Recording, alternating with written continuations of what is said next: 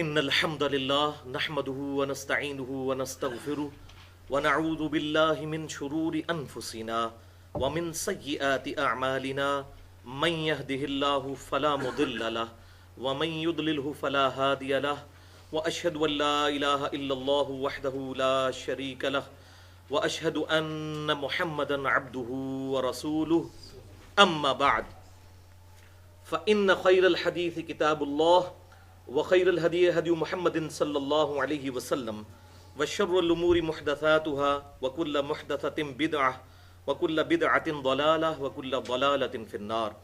أعوذ بالله السميع العليم من الشيطان الرجيم من همزه ونفخه ونفثه. بسم الله الرحمن الرحيم.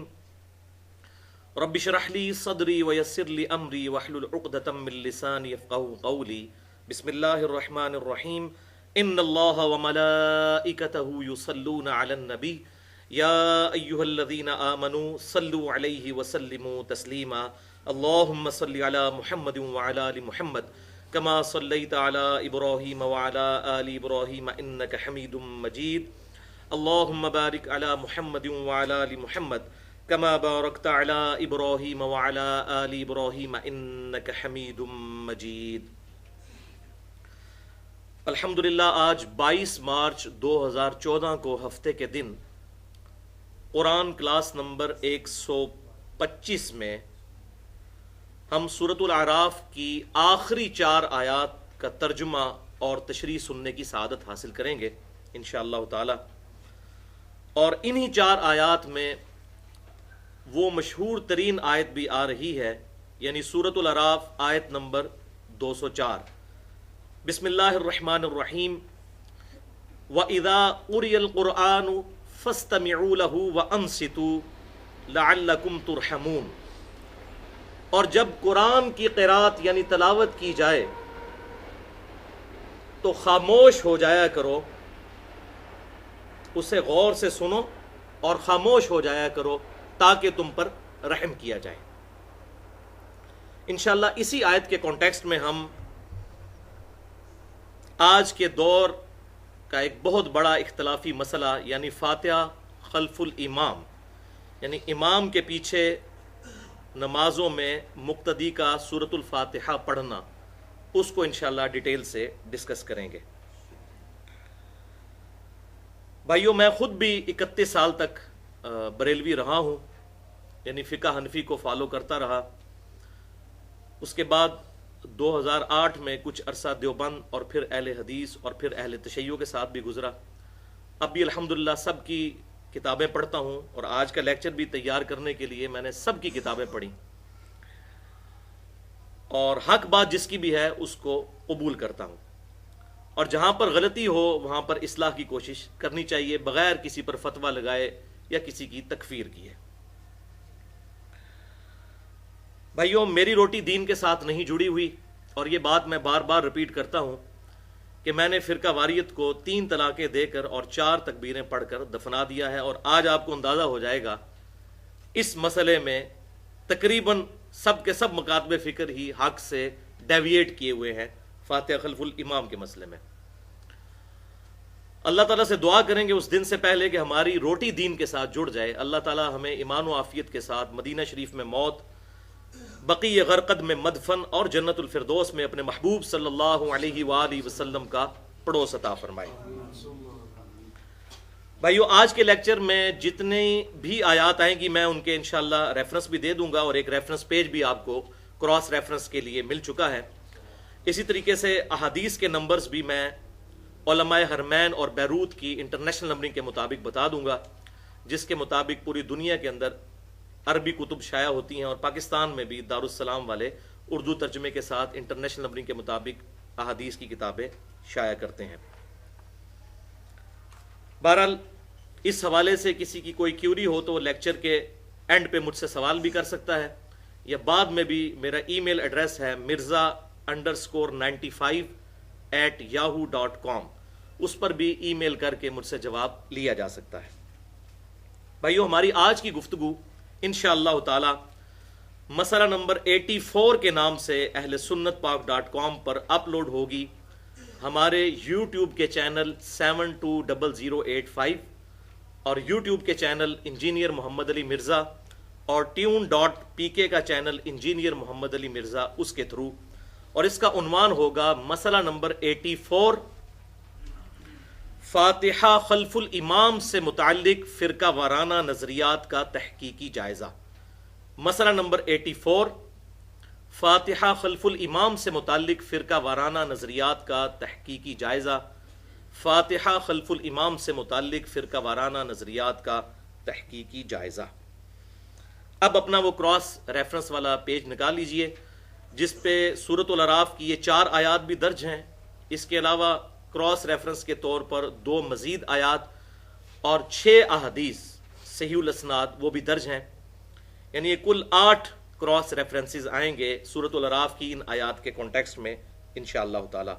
تو اللہ تعالیٰ کا نام لے کر شروع کرتے ہیں. آج انشاءاللہ تعالی ہماری سورۃ الاعراف بھی اللہ کے فضل سے مکمل ہو جائے گی. آخری 4 آیات 203 سے لے کر 206 تک، اور یہ 206 نمبر آیت جو ہے وہ سورۃ الاعراف کی آخری آیت ہے. بسم اللہ الرحمن الرحیم. وَإِذَا لَمْ تَأْتِيهِمْ بِآيَةٍ قَالُوا، اور اے محبوب صلی اللہ علیہ وسلم جب آپ کفار کے سامنے ان کا منہ مانگا معجزہ پیش نہیں کر سکتے تو وہ کہتے ہیں لَوْلَا اجْتَبَيْتَهَا، کہ اے نبی تم نے خود سے کیوں نہیں معجزہ بنا لیا، ہماری ڈیمانڈ پوری کرو. اور اس ڈیمانڈ کی ڈیٹیل سورہ بنی اسرائیل کی آیت نمبر 90 سے لے کر 93 تک میں آتی ہے. 9 معجزات تھے وہ جو فزیکل فینومینا آف نیچر کو توڑنے والے وہ ڈیمانڈ کرتے تھے کہ اے نبی تم ہمیں آسمان پر چڑھ کر دکھا دو، ہمارے سامنے آسمان سے کوئی صحیفہ نازل ہو، اور تمہارا کوئی باغ ہو جس میں تم چشمے جاری کر کے دکھا دو. یہ سارے فزیکل فینومینا آف نیچر کو توڑنے والے معجزے ہمیں کر کے دکھاؤ تو تب ہم تمہیں پیغمبر مانیں گے. تو وہاں پر بھی یہی ذکر آیا کہ میں تو اس وحی کا پابند ہوں جو اللہ نے میری طرف کی، میں اپنی مرضی سے کوئی معجزہ نہیں دکھا سکتا. اور یہاں پر بھی یہی بات آئے گی. تو اللہ تعالیٰ نے فرمایا اصل معجزہ جس کی بنیاد پر دعوی نبوت ہے ہمارے محبوب صلی اللہ علیہ وسلم کا، وہ یہ کتاب ہے القرآن. ویسے آپ صلی اللہ علیہ وسلم کے ٹینجیبل فارم میں بخاری اور مسلم میں درجنوں معجزات ہیں فزیکل فینومینا آف نیچر کو توڑنے والے، لیکن ان کی بنیاد پر دعوی نبوت نہیں ہے. دعوی نبوت القرآن کے اوپر ہے. کیوں کہ آپ صلی اللہ علیہ وسلم کا معجزہ قیامت تک کے لیے ہونا چاہیے. عیسیٰ علیہ السلام مردوں کو زندہ کرتے تھے، موسیٰ علیہ السلام لاٹھی کو پھینکتے تھے وہ اژدہا بن جاتی تھی. آج ہم اس معجزے کو پروف تو نہیں کر سکتے، لیکن الحمدللہ اس معجزے کو القرآن کو آج جدید دور میں سائنٹیفک فیلڈ کے ذریعے جو ہمیں جدید تحقیقات پتہ چلی ہیں اس کی روشنی میں پروف کیا جا سکتا ہے. اور اس پہ میں کئی لیکچرز دے چکا ہوں، آپ کے علم میں ہے. مسئلہ نمبر 60 کے نام سے اہل سنت پاک.com پر who is Allah in the light of latest scientific facts, اور اس کے علاوہ بھی کئی ایک لیکچرز موجود ہیں الحمدللہ.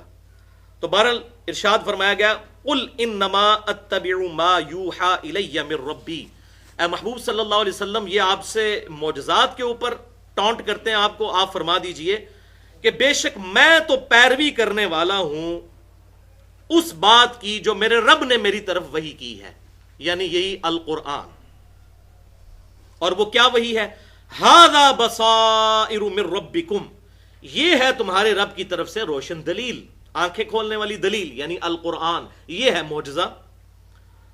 وَھُدًى وَرَحْمَةٌ لِقَوْمٍ يُؤْمِنُونَ، اور یہ ہدایت ہے اور رحمت ہے ان لوگوں کے لیے جو واقعی ہی خود ایمان لانا چاہیں، یعنی حقائق کے اوپر یقین کرنا چاہیں.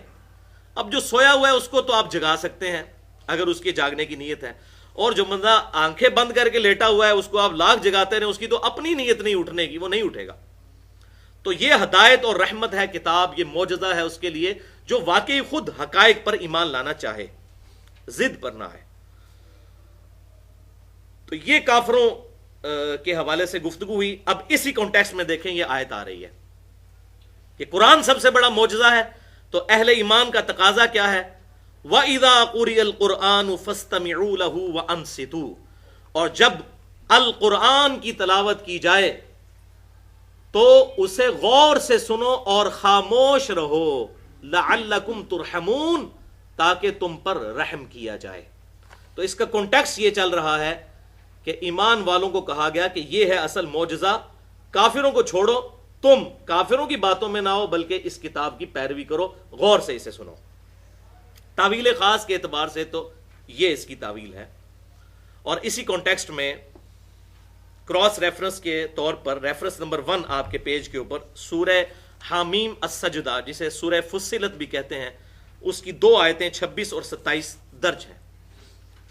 وقال الذین کفروا، اور کافر یہ کہتے ہیں، لا تسمعوا لہذا القرآن، کہ مت سنا کرو اس القرآن کو، کیوں؟ والغوا فیہ لعلکم تغلبون، جب قرآن پڑھا جائے تو اس میں شور و غوغا کر دیا کرو تاکہ تم غالب آ جاؤ۔ یعنی قرآن کی بات سنو ہی نہ، سنو گے تو پھر دل پر اثر کر جائے گی۔ اس قرآن سے جان چھڑانے کا واحد ذریعہ یہ ہے کہ جب قرآن پڑھا جائے تو شور مچا دیا کرو، اور تاکہ تم اس قرآن کی دعوت پر غالب آ جاؤ۔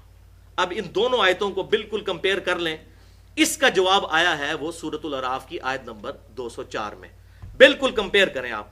وقال الذین کفروا، کافروں نے کیا کہا؟ لا تسمعوا لہذا القرآن، اس قرآن کو مت سنا کرو۔ اوپر پڑھیں آپ، وَإِذَا قُرِئَ الْقُرْآنُ فَاسْتَمِعُوا لَهُ، جب قرآن پڑھا جائے تو اسے سنا کرو۔ وہ کہہ رہے ہیں لا تسمعوا، اللہ نے کہا فَاسْتَمِعُوا لَهُ۔ اچھا، انہوں نے کیا کہا؟ وَالْغَوْا، شور مچا دیا کرو جب قرآن پڑھا جائے، اور اس کے جواب میں سورۃ الاعراف میں کیا آیا؟ وَأَنصِتُوا، تم خاموش ہو جایا کرو۔ دیکھیں کتنا بالکل کمپیریزن، 3 باتیں کافروں کی ہیں اور 3 ادھر سے ہیں، اور تیسری بات کافروں کی لعلکم تغلبون، تاکہ تم قرآن کی دعوت پر غالب آ جاؤ، اور یہاں اللہ نے کیا کہا؟ لعلکم ترحمون، قرآن کی بات کو سنو تاکہ تم پر رحم کیا جائے۔ 3 باتیں تھی کافروں کی، تینوں کا جواب دیا۔ لہٰذا تعویل خاص کے اعتبار سے یہ آیت پرٹیکولرلی کافروں کے جواب میں ہے، لیکن تعویل عام کے اعتبار سے قرآن جب بھی پڑھا جائے اس کا سننا فرض ہے، چاہے وہ نماز کی حالت ہی کیوں نہ ہو۔ یہی ہمارے سلف کا منہج ہے، ہم انشاءاللہ ڈسکس کریں گے۔ اور یہ کہنا کہ جی یہ تو کافروں کے بارے میں آیات نازل ہوئی، نہیں، قرآن پاک کی آیات ہیں آفاقی۔ یہ وہی بات ہے، وہ کہتے ہیں یہ بتوں کے بارے میں نازل ہوئی، یہ آفاقی آیات ہیں۔ الحمدللہ اس کا سلوشن بھی قرآن و سنت میں موجود ہے، وہ انشاءاللہ آگے آ جائے گا۔ آیت نمبر 205، وَاذْكُرْ رَبَّكَ فِي نَفْسِكَ، اور اے محبوب صلی اللہ علیہ وسلم اپنے رب کو یاد کرو اپنے جی میں۔ اور جی میں یاد کرنا کیا ہے؟ عربی ڈکشنری کے مطابق دل میں پڑھنا یہ ہوتا ہے کہ آہستہ آواز سے پڑھنا، کسی دوسرے کو سنائی نہ دے۔ جی میں پڑھنا ذہن میں خیال کرنا نہیں ہوتا، یہ بات سمجھ لیجئے، کیونکہ پڑھنے کا لفظ ہمیشہ زبان ہلنے اور بولنے پر آتا ہے، دل میں خیال کرنے کو پڑھنا نہیں کہتے۔ یہ تو ایک چھوٹے سے اسٹوڈنٹ کو جسے کوئی بھی لینگویج آتی ہے اس کو یہ بات پتہ ہے۔ تو آپ صلی اللہ علیہ وسلم کے ذریعے پوری امت کو خطاب ہے کہ دل میں، جی میں آہستہ آہستہ یاد کرو اللہ کو، تضرعا وخیفتا ودون الجہر من القول، عاجزی کے ساتھ اور آہستہ آواز میں۔ آگے تفسیر بھی کر دی، فی نفسی کا مطلب کیا ہے؟ عاجزی کے ساتھ، تضرعا عاجزی کے ساتھ، وخیفہ اور آہستہ آواز میں، یہ اس کی تفسیر آ گئی۔ ودون الجہر من القول، اور جہری آواز کے ساتھ، بہت اونچی آواز کے ساتھ نہیں۔ بالغدو والآصال، صبح کے وقت بھی اور شام کے وقت بھی، ہر وقت اللہ کو یاد کرو آہستہ آواز کے ساتھ، اور یہی اسلام کا کلچر ہے۔ آپ دیکھیں ہماری ساری عبادات ہے ہی آہستہ آواز سے۔ اگر آپ کہتے ہیں کہ جی مغرب، عشاء اور فجر کی نماز میں قرات اونچی آواز سے ہے، تو وہ صرف قرات ہی اونچی آواز سے ہے، باقی سبحان ربی العظیم، سبحان ربی العلیٰ سب کچھ آہستہ آواز سے ہے۔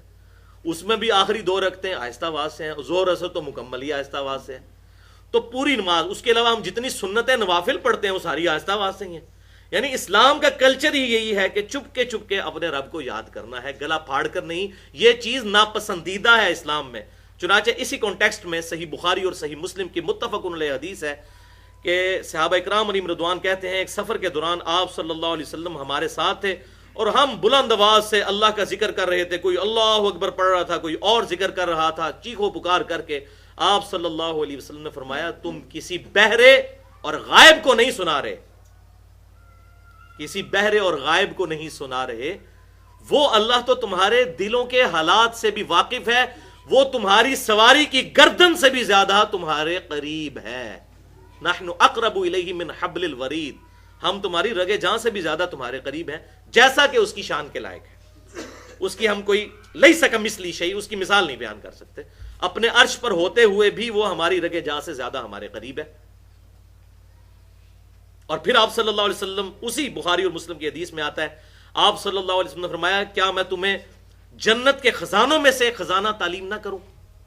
تم پڑھا کرو لا حول ولا قوت الا باللہ، نہیں ہے طاقت گناہ سے بچنے کی اور نہ ہمت ہے نیکی کے اعمال کرنے کی مگر اللہ کی توفیق سے۔ یہ اس کا ترجمہ ہے، اس میں اعظم ہے لا حول ولا قوت الا باللہ۔ اس موقع پر آپ صلی اللہ علیہ وسلم نے یہ تعلیم فرمایا اور کنڈیم کر دیا بلند آواز سے، گلے پھاڑ کر، جس طرح آج نعرہ بازی ہوتی ہے، اور یہ جتنے نعرے بنائے ہوئے ہیں تمام مکاتب فکر نے، یہ جعلی نعرے ہیں، اسلام میں کوئی نعرے شعرے اس طرح نہیں ہے۔ ہاں کوئی خوشی کی بات سنی تو صحابہ کرام اللہ اکبر کہہ دیتے تھے، ایون یہ بھی نہیں ہوتا تھا کہ ایک کہتا تھا پڑھو نعرہ تکبیر، دوسرا کہتا اللہ اکبر، یہ بھی کہیں ضعیف سند سے بھی نہیں ہے۔ یا کوئی حیرانگی کی بات ہوئی تو سبحان اللہ کہہ دیا، شکرانے کی بات ہوئی الحمدللہ کہہ دیا، مستقبل کی بات ہوئی انشاءاللہ کہہ دیا، دیٹس آل۔ یہ ایٹیکیٹس اخلاقیات ہیں اسلام کی۔ یہ گلے پھاڑ پھاڑ کر نعرے لگانا اور اپنے مسلکوں کی باتیں کرنا، اس کا کوئی ثبوت کتاب و سنت کے اندر موجود ہی نہیں ہے، یہ ساری فیبریکیشن ہے، اور بیسیکلی یہ لیٹسٹ دور کی جو پروٹیسٹ کے انداز ہیں وہ اسلام کے اندر جو ہیں وہ شامل ہو چکے ہیں۔ بہرحال وَلَا تَكُن مِّنَ الْغَافِلِينَ، اور دیکھنا غافلوں میں شمار مت ہونا۔ إِنَّ الَّذِينَ عِندَ رَبِّكَ، آخری آیت سورۃ الاعراف کی، بے شک وہ جو کہ تیرے رب کے ہاں ہیں، یعنی فرشتے، لا يستكبرون عن عبادتہ، وہ تیرے رب کی عبادت سے تکبر نہیں کرتے، یعنی تم اللہ کا ذکر نہ بھی کرو، وہ اللہ کا ذکر کرتے رہتے ہیں، وہ تکبر نہیں کرتے۔ وَيُسَبِّحُونَهُ وَلَهُ يَسْجُدُونَ، اور وہ ہر وقت اس کی تسبیح کرتے ہیں اور اسی کے لیے سجدے کرتے ہیں۔ یہ آیت سجدہ ہے، بعد میں سجدہ کر لیجئے گا۔ آیت سجدہ کے حوالے سے سن لیجئے کہ سجدہ تلاوت کے اوپر سجدہ کرنا سنت ہے اور اس کے لیے وضو بھی شرط نہیں ہے۔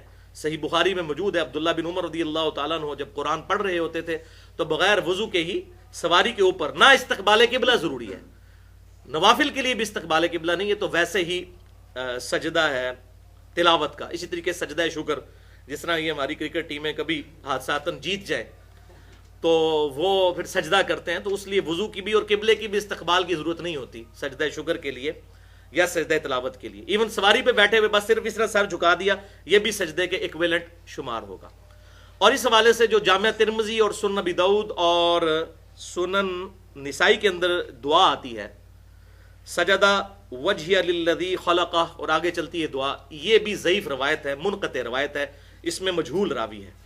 صحیح بات یہی ہے کہ سجدہ تلاوت میں بھی اور سجدہ شکر میں بھی آپ نے وہی تسبیحات پڑھنی ہے جو نماز کی تسبیحات ہیں، سبحان ربی الاعلی یا سبحانک اللہم ربنا وبحمدک اللہم اغفر لی، اس طرح کی جتنی آتی ہیں تسبیحات وہ آپ پڑھ سکتے ہیں، سبوح قدوس رب الملائکۃ والروح، تو وہ سجدہ تلاوت بعد میں کر لیجئے گا۔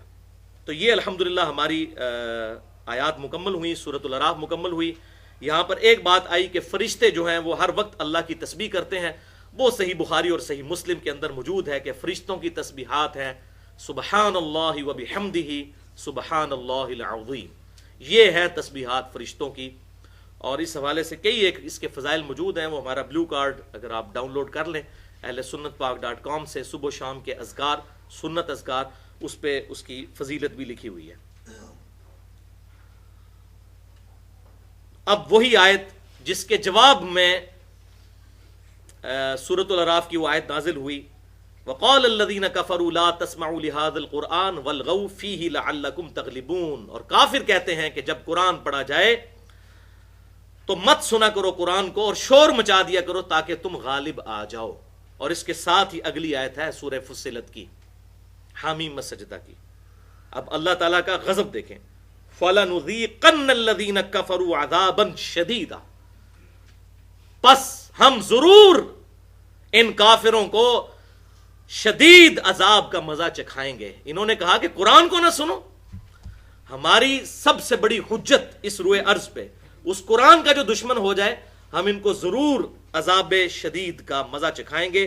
وَلَنَجْزِيَنَّهُمْ أَسْوَأَ الَّذِي كَانُوا يَعْمَلُونَ, اور ہم انہیں انتہائی برا بدلہ دیں گے ان کے اعمال کا. اور اگلی آیات میں آتا ہے کہ ان کو دوزخ پہ پھر ہم ڈالیں گے اور آگ پر بھونیں گے. وَلِعَوْذُ بِاللَّهِ تَعَالَى. بہرحال تعویل عام کے اعتبار سے واقعی اس کے جواب میں جو آیت نازل ہوئی وَإِذَا قُرِئَ الْقُرْآنُ فَاسْتَمِعُوا لَهُ وَأَنصِتُوا لَعَلَّكُمْ تُرْحَمُونَ, کہ جب قرآن پڑھا جائے تو اس کو غور سے سنا کرو اور خاموشی اختیار کرو تاکہ تم پر رحم کیا جائے. تعویل عام کے اعتبار سے یہ ہر موقع کے لیے آیت ویلڈ ہے, چاہے نماز ہو یا نماز کے علاوہ. اب انشاءاللہ تعالی ہم فاتحہ خلف الامام کے حوالے سے اپنی گفتگو شروع کرتے ہیں. تو یہ کراس ریفرنس نمبر جو 2 ہے سورۃ الحجر آیت نمبر 87. بسم اللہ الرحمن الرحیم. وَلَقَدْ آتَيْنَاكَ سَبْعًا مِّنَ الْمَثَانِي وَالْقُرْآنِ الْعَظِيمِ, اور اے محبوب صلی اللہ علیہ وسلم بے شک ہم نے آپ کو 7 آیات بار بار دہرائی جانے والی 7 آیات اور قرآن عظیم عطا فرمایا.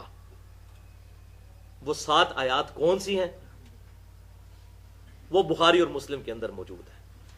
اور آپ حیران ہوں گے کہ واحد سورت ہے سورۃ الفاتحہ کہ جس کی فضیلت قرآن میں آئی ہے اور کسی سورت کی فضیلت قرآن میں نہیں آئی. یہ کتنی بڑی بات ہے. اور آپ احادیث میں سنیں گے تو واقعی پھر کلیئر ہو جائے گا کہ یہ سورت کتنی امپورٹنٹ سورت ہے کہ پوری نماز اس سورت کو کہا گیا, سورۃ العظم من القرآن کہا گیا. اور وہی آپ کا ریفرنس ہے 3. امام کائنات سید الاولین والآخرین شفیع المذنبین رحمت للعالمین سیدنا و مولانا امام اعظم محمد رسول اللہ صلی اللہ علیہ وآلہ وسلم کی حدیث مبارکہ صحیح بخاری میں اسی آیت کے کانٹیکسٹ میں انٹرنیشنل نمبر کے مطابق 4703 کہ آپ صلی اللہ علیہ وسلم نے ارشاد فرمایا سورۃ العظم من القرآن, یعنی قرآن کی سب سے بڑی سورت. جیسے آیت العظم صحیح مسلم میں آیا آیت الکرسی ہے, سورۃ العظم من القرآن آپ صلی اللہ علیہ وسلم نے ایک صحابی کو تعلیم فرمائی اور فرمایا وہ سورت ہے الحمدللہ رب العالمین, اس سے لے کر اینڈ تک. اس آیت میں بھی یہ اشارہ مل گیا کہ بسم اللہ سورۃ الفاتحہ کا حصہ نہیں ہے, ورنہ آپ صلی اللہ علیہ وسلم پہلے بسم اللہ پڑھ کے اور پھر یہ آیت تعلیم فرماتے. اور آگے صحیح مسلم کی حدیث میں تو بالکل کلیئر ہو جائے گا کہ بسم اللہ پڑھنا سنت ضرور ہے سورۃ الفاتحہ سے پہلے, لیکن یہ 7 آیات میں شامل نہیں ہے جس طرح کے علماء عرب کا خیال ہے, یا ہمارے سلف میں بھی خیال ہے لیکن وہ کمزور ہے. تو فرمایا الحمدللہ رب العالمین سورۃ العظم من القرآن ہے, ہیا 7 المثانی, اور یہی ہے 7 آیات بار بار دہرائی جانے والی, والقرآن العظیم, اور قرآن عظیم, الذی اوتیتہ, جو کہ مجھے عطا کیا گیا. تو آپ صلی اللہ علیہ وسلم نے خود فرما دیا کہ 7 آیات بار بار دہرائی جانے والی 7 آیات یہی 7 آیات ہیں سورۃ الفاتحہ کی آیات. ریفرنس نمبر 4, یہ بھی صحیح بخاری میں انٹرنیشنل نمبر کے مطابق 4704 نمبر حدیث ہے کہ امام کائنات صلی اللہ علیہ وسلم نے ارشاد فرمایا ام القرآن ہی 7 المثانی والقرآن العظیم, قرآن کی ماں ام القرآن ہے سورۃ الفاتحہ, اور یہی ہے 7 آیات بار بار دہرائی جانے والی اور قرآن عظیم. اور یہ 7 آیات الحمدللہ رب العالمین, الرحمن الرحیم دوسری آیت, مالک یوم الدین تیسری آیت, ایاک نعبد و ایاک نستعین یہ ہے چوتھی آیت, اور 5ویں آیت اہدنا الصراط المستقیم, اور 6ٹھی آیت صراط الذین انعمت علیہم, اور 7ویں آیت غیر المغضوب علیہم ولا الضالین آمین. اور بخاری اور مسلم کی متفق علیہ حدیث ہے کہ سورۃ الفاتحہ جب پڑھے امام تو تم آمین کہو، جس کی آمین فرشتوں کے ساتھ مل جائے گی اللہ تعالیٰ اس کے اگلے گناہ جو گزر چکے ان کی مغفرت فرما دے گا۔ الحمدللہ، تو یہ آمین کہنا اس کے بعد سنت ہے۔ پانچواں ریفرنس صحیح بخاری اور صحیح مسلم کی متفق علیہ حدیث ہے، اور یہ ہے وہ اصل میں پیوٹ۔ صحیح بخاری میں انٹرنیشنل نمبرنگ کے مطابق 756 نمبر اور صحیح مسلم میں 874 نمبر۔ آپ صلی اللہ علیہ وسلم نے ارشاد فرمایا، لا صلاۃ لمن لم یقرأ بفاتحۃ الکتاب، اس کی نماز ہی نہیں ہے جو نماز میں سورۃ الفاتحہ نہیں پڑھتا۔ اور اس کے راوی ہیں سیدنا عبادہ بن صامت رضی اللہ تعالی عنہ۔ اس شخص کی نماز ہی نہیں جو نماز میں سورۃ الفاتحہ نہیں پڑھتا۔ بخاری اور مسلم کی متفق علیہ حدیث۔ ریفرنس نمبر 6 پہ صحیح مسلم کی حدیث ہے 876 نمبر، اس میں الفاظ ہیں لا صلاۃ لمن لم یقرأ بأم القرآن، اس کی نماز ہی نہیں جو نماز میں ام القرآن، قرآن کی ماں یعنی سورۃ الفاتحہ کو نہ پڑھے۔ ساتواں ریفرنس صحیح مسلم میں اوپر تلے 4 احادیث ہے انٹرنیشنل نمبرنگ کے مطابق 878 سے لے کر 881 تک، کہ آپ صلی اللہ علیہ وسلم نے ارشاد فرمایا کہ جس نے نماز پڑھی اور اس نماز میں قرات نہیں کی ام القرآن یعنی سورۃ الفاتحہ کی، فَهِيَ خِدَاج، تو اس کی نماز ہے ناقص۔ ثلاثاً، 3 دفعہ آپ نے ارشاد فرمایا اس کی نماز ناقص ہے، اس کی نماز ناقص ہے، اس کی نماز ناقص ہے جو نماز میں سورۃ الفاتحہ نہ پڑھے۔ غیر تمام، اس کی نماز مکمل ہی نہیں ہے۔ اب ناقص سے بعض لوگوں نے اور مطلب نکالنے کی کوشش کی کہ ہوتے جائے گی لیکن ذرا کمزور سی، تو اب ساتھ ہی آپ صلی اللہ علیہ وسلم نے یہ بھی ارشاد فرمایا غیر تمام، اس کی نماز مکمل ہی نہیں ہوئی۔ خود ہی شرح فرما دی خداج لفظ کی۔ فقیل علی ابی ہریرہ، یہ صحیح مسلم کی حدیث چل رہی ہے، تو ابی ہریرہ رضی اللہ تعالی عنہ سے کہا گیا انا نکون وراء الامام، کہ بے شک ہمیں بعض اوقات امام کے پیچھے نماز پڑھنی پڑتی ہے، تو کیا اس وقت بھی ہم سورۃ الفاتحہ پڑھا کریں؟ تو امام ابو ہریرہ رضی اللہ تعالیٰ عنہ کا فتویٰ روئے عرض پہ تمام صحابہ کرام سے بڑھ کر احادیث روایت کرنے والے صحابی، یہ امام ابو حنیفہ، امام شافعی، امام احمد بن حنبل، امام مالک، امام بخاری، امام مسلم رحمہم اللہ اجمعین کا فتویٰ نہیں، امام ابو ہریرہ کا فتویٰ ہے، صحابی کا، جنہوں نے یہ حدیث خود حضور صلی اللہ علیہ وسلم سے سنی ہے کہ فاتحہ کے بغیر نماز ناقص ہے، ناقص ہے، ناقص ہے۔ تو تابعی نے پوچھا، تابعین نے، کہ ہم تو امام کے پیچھے نماز پڑھتے ہیں تو کیا اس وقت بھی پڑھے؟ تو کیا ارشاد فرمایا؟ فقال اقرأ بها فی نفسک، تو انہوں نے فرمایا کہ اپنے جی میں پڑھ لیا کرو، یعنی آہستہ آواز کے ساتھ۔ اس کی تشریح میں پہلے کر چکا۔ اقرا، پڑھنا، پڑھنے کا لفظ زبان ہلانے سے پڑھنے کو بولا جاتا ہے۔ انہوں نے یہ نہیں کہا کہ تصور کر لیا کرو ذہن میں، پڑھا کرو جی میں آہستہ۔ اور ہم بھی اردو زبان میں بھی کہتے ہیں کہ جی زور اثر میں ہم دل میں نماز پڑھتے ہیں لیکن زبان سے پڑھ رہے ہوتے ہیں، تو یہ تمام لنگوسٹکس کے اندر دل میں پڑھنے سے مراد آہستہ آواز سے پڑھنا ہوتا ہے۔ پھر انہوں نے اپنی بات کی دلیل میں وہ حدیث پوری سنائی۔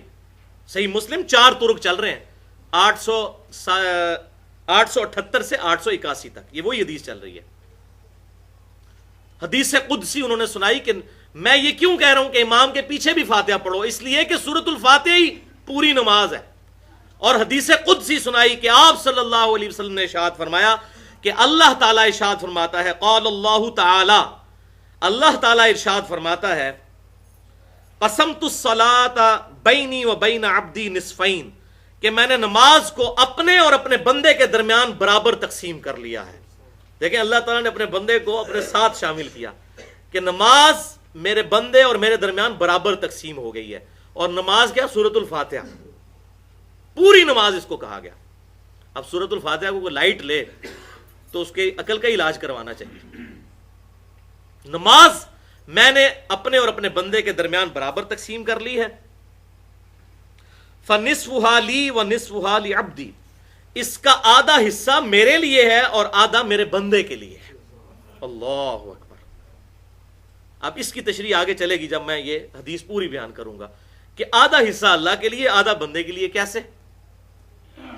وَلِعَبْدِ مَا سَأَلَ، اور میرے بندے نے جو اس میں مجھ سے مانگا میں نے اسے عطا کر دیا. سبحان اللہ وبحمدہ، سبحان اللہ العظیم، سبحان اللہ وبحمدہ، عدد خلقہ ورضا نفسہ وزنت عرشہ ومداد کلماتہ. اب آگے یہی حدیث چلتی ہے صحیح مسلم کی کہ وہ آدھی نماز کس طرح ڈسٹریبیوٹ ہے. اللہ تعالیٰ نے فرمایا جب میرا بندہ کہتا ہے الحمدللہ رب العالمین، اور مزے کی بات ہے یہ حدیث اہل سنت اور اہل تشیع کے درمیان کامن حدیث ہے، یہ والی جو میں پڑھ رہا ہوں حدیث قدسی، یہ پوری امت کا اتفاق ہے اس حدیث کے اوپر. جب میرا بندہ کہتا ہے الحمدللہ رب العالمین تو میں آگے سے جواب دیتا ہوں میرے بندے نے میری حمد کی. اب دیکھیں یہاں بھی بسم اللہ سے بات نہیں شروع ہوئی، اس کا مطلب ہے بسم اللہ سورۃ الفاتحہ کا حصہ نہیں ہے. کلیئر کٹ بات ہو گئی. اب ویسے پاکستان میں جو دارالسلام والے انہوں نے کچھ قرآن چھاپے ہیں جس میں انہوں نے بسم اللہ کے اوپر نمبرنگ ہٹا دی ہے، الحمدللہ رب العالمین پر پہلا نمبر لگایا. میں نے کچھ قرآن دیکھے ہیں، بڑی اچھی بات ہے. مطلب یہ تو نہیں کہ اب چونکہ حنفیوں کا یہ موقف ہے کہ بسم اللہ حصہ نہیں تو ہم اب ضد میں آ جائیں. اہل سنت اور اہل تشیع دونوں متفق ہیں اس مسئلے پہ، اکثریت، کہ بسم اللہ سورۃ الفاتحہ کا حصہ نہیں. اور یہ ثبوت ہے کہ جب میرا بندہ کہتا ہے الحمدللہ رب العالمین تو میں کہتا ہوں میرے بندے نے میری حمد کی. جب وہ کہتا ہے الرحمن الرحیم، کہ وہ اللہ جو رحمان بھی ہے اور رحیم بھی ہے، تو میں کہتا ہوں میرے بندے نے میری ثنا کی. اللہ اکبر. اور جب وہ کہتا ہے مالک یوم الدین، یعنی تو ہی ہے قیامت کے دن بدلے کے دن کا مالک، تو میں کہتا ہوں میرے بندے نے میری بزرگی کا اعتراف کر لیا کہ میں ہی بزرگ ہوں، میں ہی قیامت کے دن کا مالک ہوں. 3 آیتیں ہوگی نا جی، الحمدللہ رب العالمین، الرحمن الرحیم، مالک یوم الدین. جواب بھی آ رہا ہے اللہ کی طرف سے. یہی تو حضرت ابو ہریرہ کہہ رہے ہیں کہ فاتحہ نہیں پڑھو گے تو اللہ سے جواب تو آنا کوئی نہیں. یہ کیا تم ناقص نماز پڑھ کے تو مسجد سے باہر نکلو گے، اللہ کا جواب ہی نہیں آنا. امام کو یہ آئے گا، پیچھے والے بیچارے پھر اسی طرح ہی رہیں گے.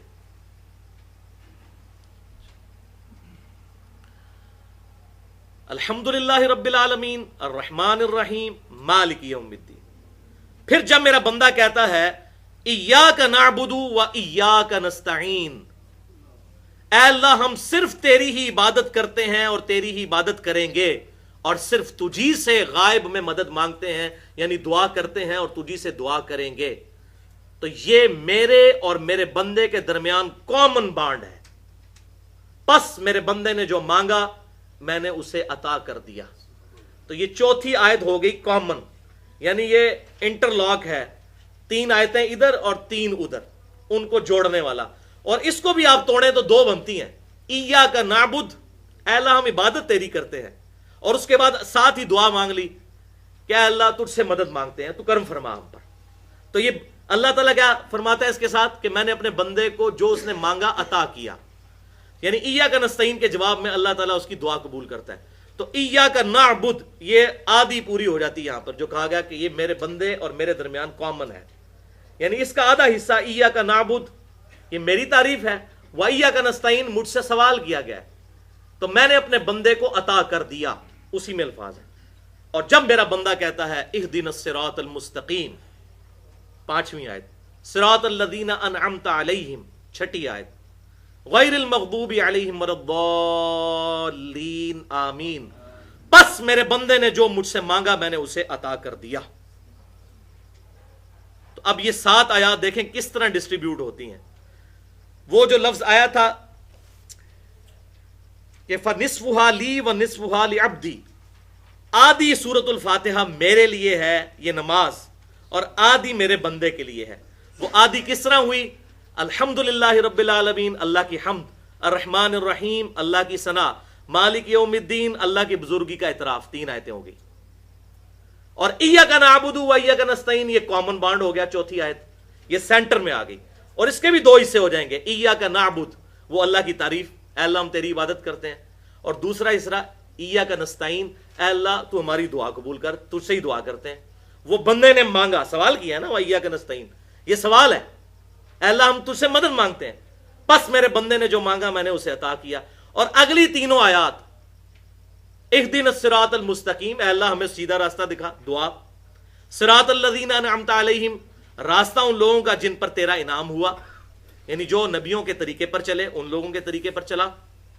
لیکن راستہ کہا ہے، راستے نہیں، کہتے ہیں سارے بزرگوں کے راستے حق ہیں، راستہ ہمیشہ واحد ہے، صراط الذین انعمت علیہم، راستہ ان لوگوں کا، بزرگوں کے راستے نہیں، راستہ ایک جس پہ چل کر لوگ انعام یافتہ قرار پائے، چاہے وہ صحابہ ہوں، تابعین ہوں، تبع تابعین ہوں، بعد کے لوگ ہوں، راستہ ایک ہی ہے، امام کائنات صلی اللہ علیہ وسلم کا راستہ۔ تو اس میں امپلائڈ ہے کہ ہمیں محبوب صلی اللہ علیہ وسلم کے راستے پر چلا، جس راستے پر چل کر تیرے لوگ انعام یافتہ قرار پائے۔ غیر المغضوب علیہم ولا الضالین، آمین۔ اور ان لوگوں کے راستے پر نہ چلانا جن پر تیرا غضب ہوا اور جو گمراہ ہیں۔ تو تعویل خاص کے اعتبار سے یہ مغضوب علیہم جو لوگ ہیں یہ یہودی ہیں، اور ولا الضالین گمراہ جو ہیں نصارہ ہیں، لیکن تعویل عام کے اعتبار سے جو بھی اس قسم کی حرکتیں کرتا ہے وہ اسی کیٹیگری میں فال کر جائے گا۔ تو یہ بھی 3 آیات ہو گئیں، اہدنا الصراط المستقیم، صراط الذین انعمت علیہم، غیر المغضوب علیہم ولا الضالین، آمین۔ تو لہٰذا یہ بالکل کلیئر ہو گیا کہ سورۃ الفاتحہ کی 7 آیات الحمد سے لے کر ولا الضالین تک ہیں۔ بسم اللہ الرحمن الرحیم اس کا حصہ نہیں، لیکن بسم اللہ الرحمن الرحیم ہر دفعہ سورۃ الفاتحہ سے پہلے پڑھنا سنت ہے، چھوڑنا بھی نہیں اس کو۔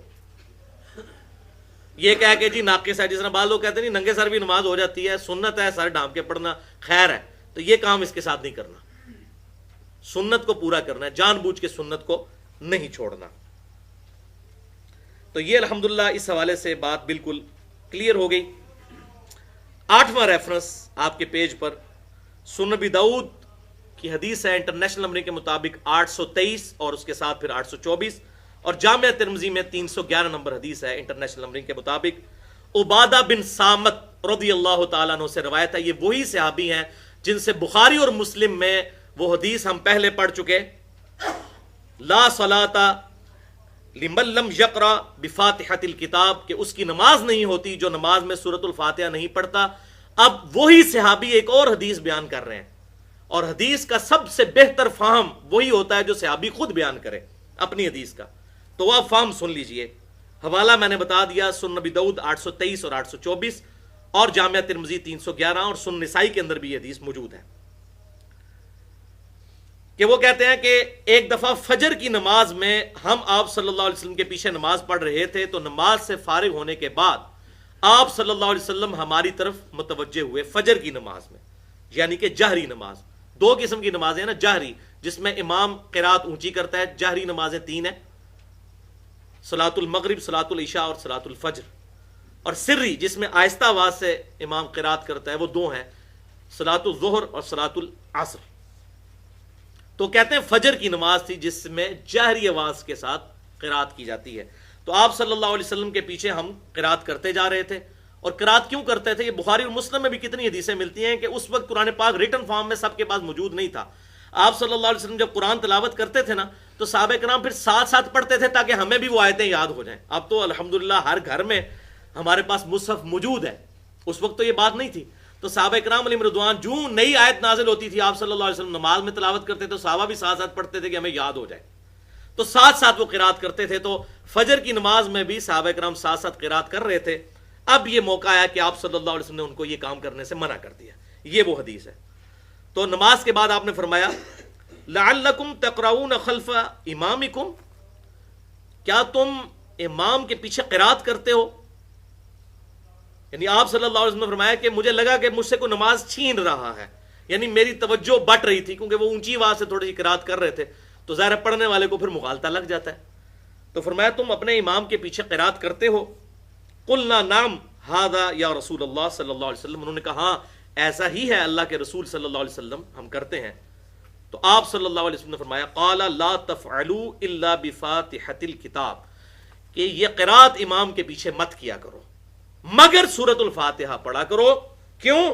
فَإِنَّهُ لَا صَلَاةَ لِمَن لَّمْ يَقْرَأْ بِهَا، کیونکہ بے شک اس کی نماز ہی نہیں ہوتی جو نماز میں سورۃ الفاتحہ نہیں پڑھتا۔ اب اس کے بعد کیا گنجائش رہ گئی کہ امام کے پیچھے قرات مت کرو سوائے سورۃ الفاتحہ کے، فاتحہ کے بغیر نماز نہیں ہونی، وہ قرات کر سکتے ہو امام کے پیچھے، لیکن اس کا موقع کیا ہے وہ آگے آ جائے گا۔ یہ نہیں ہے کہ امام بھی پڑھ رہا ہے تو آپ بھی ساتھ ساتھ پڑھیں، اس طرح نہیں۔ اور وہ ہے ریفرنس نمبر 9۔ اچھا، اسی میں یہ 823 حدیث تھی سنن ابی داؤد کی۔ 824 نمبر حدیث یہ ہے کہ وہی عبادہ بن صامت رضی اللہ تعالیٰ عنہ نبی صلی اللہ علیہ وسلم کی وفات کے بعد کسی تابعی کے پیچھے نماز پڑھ رہے تھے، اور ایک تابعی ہیں نافع، وہ کہتے ہیں کہ میں نے عبادہ بن صامت رضی اللہ تعالیٰ عنہ کے ساتھ نماز پڑھی تو میرے ساتھ کھڑے تھے، سنن ابی داؤد 824 نمبر۔ تو مجھے محسوس ہوا کہ انہوں نے امام کے پیچھے سورۃ الفاتحہ پڑھی ہے، ام القرآن، تو میں نے سلام پھیرتے ہی کہا اس صحابی سے، عبادہ بن صامت رضی اللہ تعالیٰ عنہ سے، کہ کیا آپ نے امام کے پیچھے سورۃ الفاتحہ پڑھی ہے، ام القرآن پڑھی ہے؟ تو انہوں نے کہا ہاں میں نے پڑھی ہے۔ تو انہوں نے کہا کیوں؟ انہوں نے کہا میں تنوں دسنا میں کیوں پڑھی ہے، جڑی آیت مولوی نوں نہیں سمجھ آندی۔ انہوں نے کہا میں بتاتا ہوں کیوں میں نے پڑھی۔ پھر انہوں نے 823 نمبر حدیث جو سنن ابی داؤد اور جامعہ ترمذی کی 311، وہ پورا واقعہ انہوں نے سنایا یہ حضور کی وفات کے بعد۔ اور صحابی یہی ہیں اس حدیث کے راوی جو بخاری اور مسلم میں بھی ہے کہ فاتحہ کے بغیر نماز نہیں ہوتی۔ وہ صحابی نے کہا کہ بھائی میں نے اس لیے نماز، اور یہاں بھی فجر کی نماز ہی تھی، وہ تابعی کہتے ہیں میں نے ساتھ پڑھی فجر کی نماز، جہری نماز۔ تو انہوں نے کہا بھائی بات یہ ہے کہ ہم نبی صلی اللہ علیہ وسلم کے پیچھے بھی فجر کی نماز میں قرات کر رہے تھے، فاتحہ بھی اور ساتھ ساتھ پڑھ رہے تھے، تو آپ صلی اللہ علیہ وسلم نے ہمیں منع فرما دیا، لیکن کہا کہ فاتحہ ضرور پڑھنی ہے کیونکہ فاتحہ کے بغیر نماز نہیں ہوتی۔ اور وہی بات انہوں نے یہاں پر ریپیٹ کی، الحمدللہ۔ اور بلکہ سنن ابن ماجہ میں انٹرنیشنل نمبرنگ کے مطابق 843 نمبر حدیث ہے کہ جابر بن عبداللہ رضی اللہ تعالی عنہما ظہر اور عصر کی نمازوں میں امام کے پیچھے سورۃ الفاتحہ کے ساتھ سورت بھی ملایا کرتے تھے، اور وہ کہتے ہیں کہ ہم نبی صلی اللہ علیہ وسلم کے پیچھے سورۃ الفاتحہ کے ساتھ سورت بھی ملایا کرتے تھے ظہر اور عصر کی نماز کے اندر، کیونکہ اب بہانا ہی کوئی نہیں نا، امام کی قرات تو سننی کوئی نہیں ہے، تو فاتحہ تو پڑھنی ساتھ سورت بھی ملاتے تھے، اور آخری 2 رکعتوں میں ہم صرف سورۃ الفاتحہ پڑھ لیا کرتے تھے۔ اور یہ بہانے تو ویسے بنائے ہوئے ہیں کہ جی وہ قرآن ہم سن رہے ہوتے ہیں، ورنہ مغرب کی آخری رکعت میں، عشاء کی آخری 2 رکعتوں میں، اس میں تو امام آہستہ آواز سے پڑھ رہا ہوتا ہے، اس وقت بھی نہیں سورۃ الفاتحہ پڑھتے۔ وہ میں آگے بتاتا ہوں کہ کیا کچھ کرتے ہیں یہ لوگ، والعیاذ باللہ تعالی۔ تو اسی حدیث یہ جو ہم نے سیدنا عبادہ ابن صامت رضی اللہ تعالیٰ عنہ کی سنی، اسی پر امام ترمذی کے کامنٹس ہیں حدیث نمبر 311 کے کانٹیکسٹ میں، کہ اکثر صحابہ اکرام علیہم رضوان اور تابعین اور پوری امت کے علماء، چاہے وہ امام مالک ہوں، امام شافعی ہوں، امام احمد بن حنبل ہوں، عبداللہ ابن مبارک، ایک ایک امام کا نام لے کر انہوں نے کہا سوائے اہل کوفہ کے، یعنی وہی نجدیوں کے علاوہ، کوفیوں کے علاوہ، سب کے سب لوگ امام کے پیچھے سورۃ الفاتحہ پڑھا کرتے تھے، لیکن کب پڑھتے تھے وہ اب ڈیٹیل آ رہی ہے، وہ آپ کے پیج کے اوپر ہے، ریفرنس 9۔ جز القراء امام بخاری کی کتاب ہے، جیسے امام بخاری نے جز رفع الیدین پوری کتاب لکھی ہے نا، جز حدیث کی اس کتاب کو کہتے ہیں جو کسی ایک ٹاپک پر لکھی جائے۔ جز رفع الیدین لکھی، جو میں نے مسئلہ نمبر 70B ریکارڈ کروایا ہے، رفع الیدین سے متعلق فرقہ وارانہ نظریات کا تحقیقی جائزہ، اس میں اس پوری کتاب کا تعارف ہے۔ تو امام بخاری نے ایک جز القراء بھی لکھی ہے، اس کے اندر انٹرنیشنل نمبرنگ کے مطابق 274 نمبر یہ حدیث موقوف ہے، سیدنا ابو ہریرہ رضی اللہ تعالیٰ عنہ کا قول، آپ کے پیج پر ریفرنس 9۔ للامام سکتتان، امام کے لیے ہوتے ہیں 2 سکتے، امام 2 سکتے کرتا ہے تلاوت کرتے ہوئے، ایک سورۃ الفاتحہ سے پہلے اور دوسرا رکوع میں جانے سے پہلے، یعنی قرات کرنے کے بعد امام کے ہوتے ہیں 2 سکتے۔ فَاغْتَنِمُوا الْقِرَاءَةَ فِيهِمَا، تو تم غنیمت سمجھو ان 2 سکتوں میں قرات کرنے کو، بفاتحۃ الکتاب، سورۃ الفاتحہ کی تلاوت کو، ان 2 خاموشیوں میں جو امام خاموش رہتا ہے، اس ٹائم کو غنیمت سمجھتے ہوئے اس میں سورۃ الفاتحہ پڑھ لیا کرو. یہ امام ابو ہریرہ رضی اللہ تعالیٰ عنہ کا فتویٰ ہے کہ سکتوں میں پڑھنا ہے جب امام خاموش ہوتا ہے. اور یہ سکتے پہلی رکعت میں 2 ہوتے ہیں. وہ صحیح مسلم میں موجود ہے کہ آپ صلی اللہ علیہ وسلم دوسری رکعت جب شروع کرتے تھے تو سکتہ نہیں کرتے تھے, وہ ڈائریکٹ آپ سورۃ الفاتحہ سے شروع کرتے تھے. ہاں, پھر رکوع سے پہلے سکتہ کیا کرتے تھے. اور سکتوں کا بھی ثبوت, پہلا سکتہ تو صحیح بخاری اور صحیح مسلم کی متفق علیہ حدیث ہے. آپ صلی اللہ علیہ وسلم سورۃ الفاتحہ سے پہلے ثنا پڑھا کرتے تھے, اس کا سکتہ کرتے تھے. اور اسی میں صحابہ کرام علیہم رضوان کہتے ہیں کہ آپ صلی اللہ علیہ وسلم کا اتنا سکتہ ہوتا کہ سورۃ الفاتحہ بھی پڑھ لیا کرتے تھے وہ لوگ. تو یہ پہلا سکتہ ہوتا تھا. اور دوسرا سکتہ سنن نبی داؤد میں انٹرنیشنل نمبر کے مطابق 777 نمبر اور سنن ابن ماجہ میں 845 نمبر حدیث ہے کہ آپ صلی اللہ علیہ وسلم رکوع میں جانے سے پہلے قرات کرنے کے بعد ایک لمبا سا سکتہ کیا کرتے تھے. اور اس کا مقصد یہی ہوتا تھا کہ جو لیٹ نماز میں شامل ہوا ہے اس سکتے میں, اس خاموشی کے اندر قرات کر لے. تو یہ بالکل کلیئر ہو گیا. آگے انشاءاللہ یہ مزید کھل کے میں یہ ساری چیزیں بیان کروں گا. ریفرنس نمبر 10, آخری ریفرنس آپ کے پیج کے اوپر. یہ بھی سیدنا ابو ہریرہ رضی اللہ تعالیٰ عنہ کا قول ہے. جز القراء انٹرنیشنل نمبر کے مطابق 132 نمبر حدیث موقوف امام بخاری نے جز القراء کے اندر لی ہے کہ سیدنا ابو ہریرہ رضی اللہ تعالیٰ عنہ نے ارشاد فرمایا لا یجزئک الا ان تدرک الامام قائما قبل ان یرکع. تیرے لیے جائز نہیں ہے کہ تو اپنی رکعت کو شمار کرے یہاں تک کہ تو امام کو رکوع سے پہلے قیام میں نہ پا لے. اب یہ دیکھ لیں کیا فتویٰ آیا ہے. یہ کہتے ہیں جی رکوع میں رکعت مل جاتی ہے. امام ابو ہریرہ کا فتویٰ. یہ کوئی بعد کے اماموں کا نہیں ہو رہا جدھر لوگوں نے اپنی اپنی پارٹیوں کے امام بنائے ہوئے ہیں اور وہ جھگڑا کرتے ہیں. یہ امام ابو ہریرہ صحابی رسول رضی اللہ تعالیٰ عنہ کا فتویٰ کہ تیرے لیے وہ رکعت شمار کرنا جائز ہی نہیں ہے کہ جس رکعت میں تو امام کو رکوع سے پہلے قیام میں نہ پا لے. اور اس سے اگلی روایت امام بخاری سیدنا ابو سعید خدری کی لے کر آئے انٹرنیشنل نمبرنگ کے مطابق جز القراء کے اندر 133 نمبر کہ ابو سعید خدری رضی اللہ تعالیٰ عنہ کہتے ہیں کہ تیرے لیے یہ جائز ہی نہیں کہ سورۃ الفاتحہ پڑھے بغیر تو رکوع میں شامل ہو. 133 نمبر روایت یہ ہے, یہ جائز ہی نہیں ہے ورنہ وہ رکعت شمار نہیں ہوگی. باقی وہ جو حدیث پیش کی جاتی ہے بخاری اور مسلم سے ابو بکرہ رضی اللہ تعالیٰ عنہ کے بارے میں, ایک ابو بکر ہے نا خلیفہ اول, ایک ابو بکرہ بھی ہیں کہ جی وہ ایک دفعہ نماز میں شامل ہوئے اور رکوع کی حالت میں آپ صلی اللہ علیہ وسلم نے ان کو کہا کہ آندہ تم اس طرح مت کرنا, نماز کے شوق کے لیے جب آؤ تو سکون کے ساتھ آؤ. کہتے ہیں دیکھیں جی نماز لوٹانے کا حکم نہیں دیا تو بھئی ساتھ کیا فرمایا کہ آندہ ایسے نہ کرنا.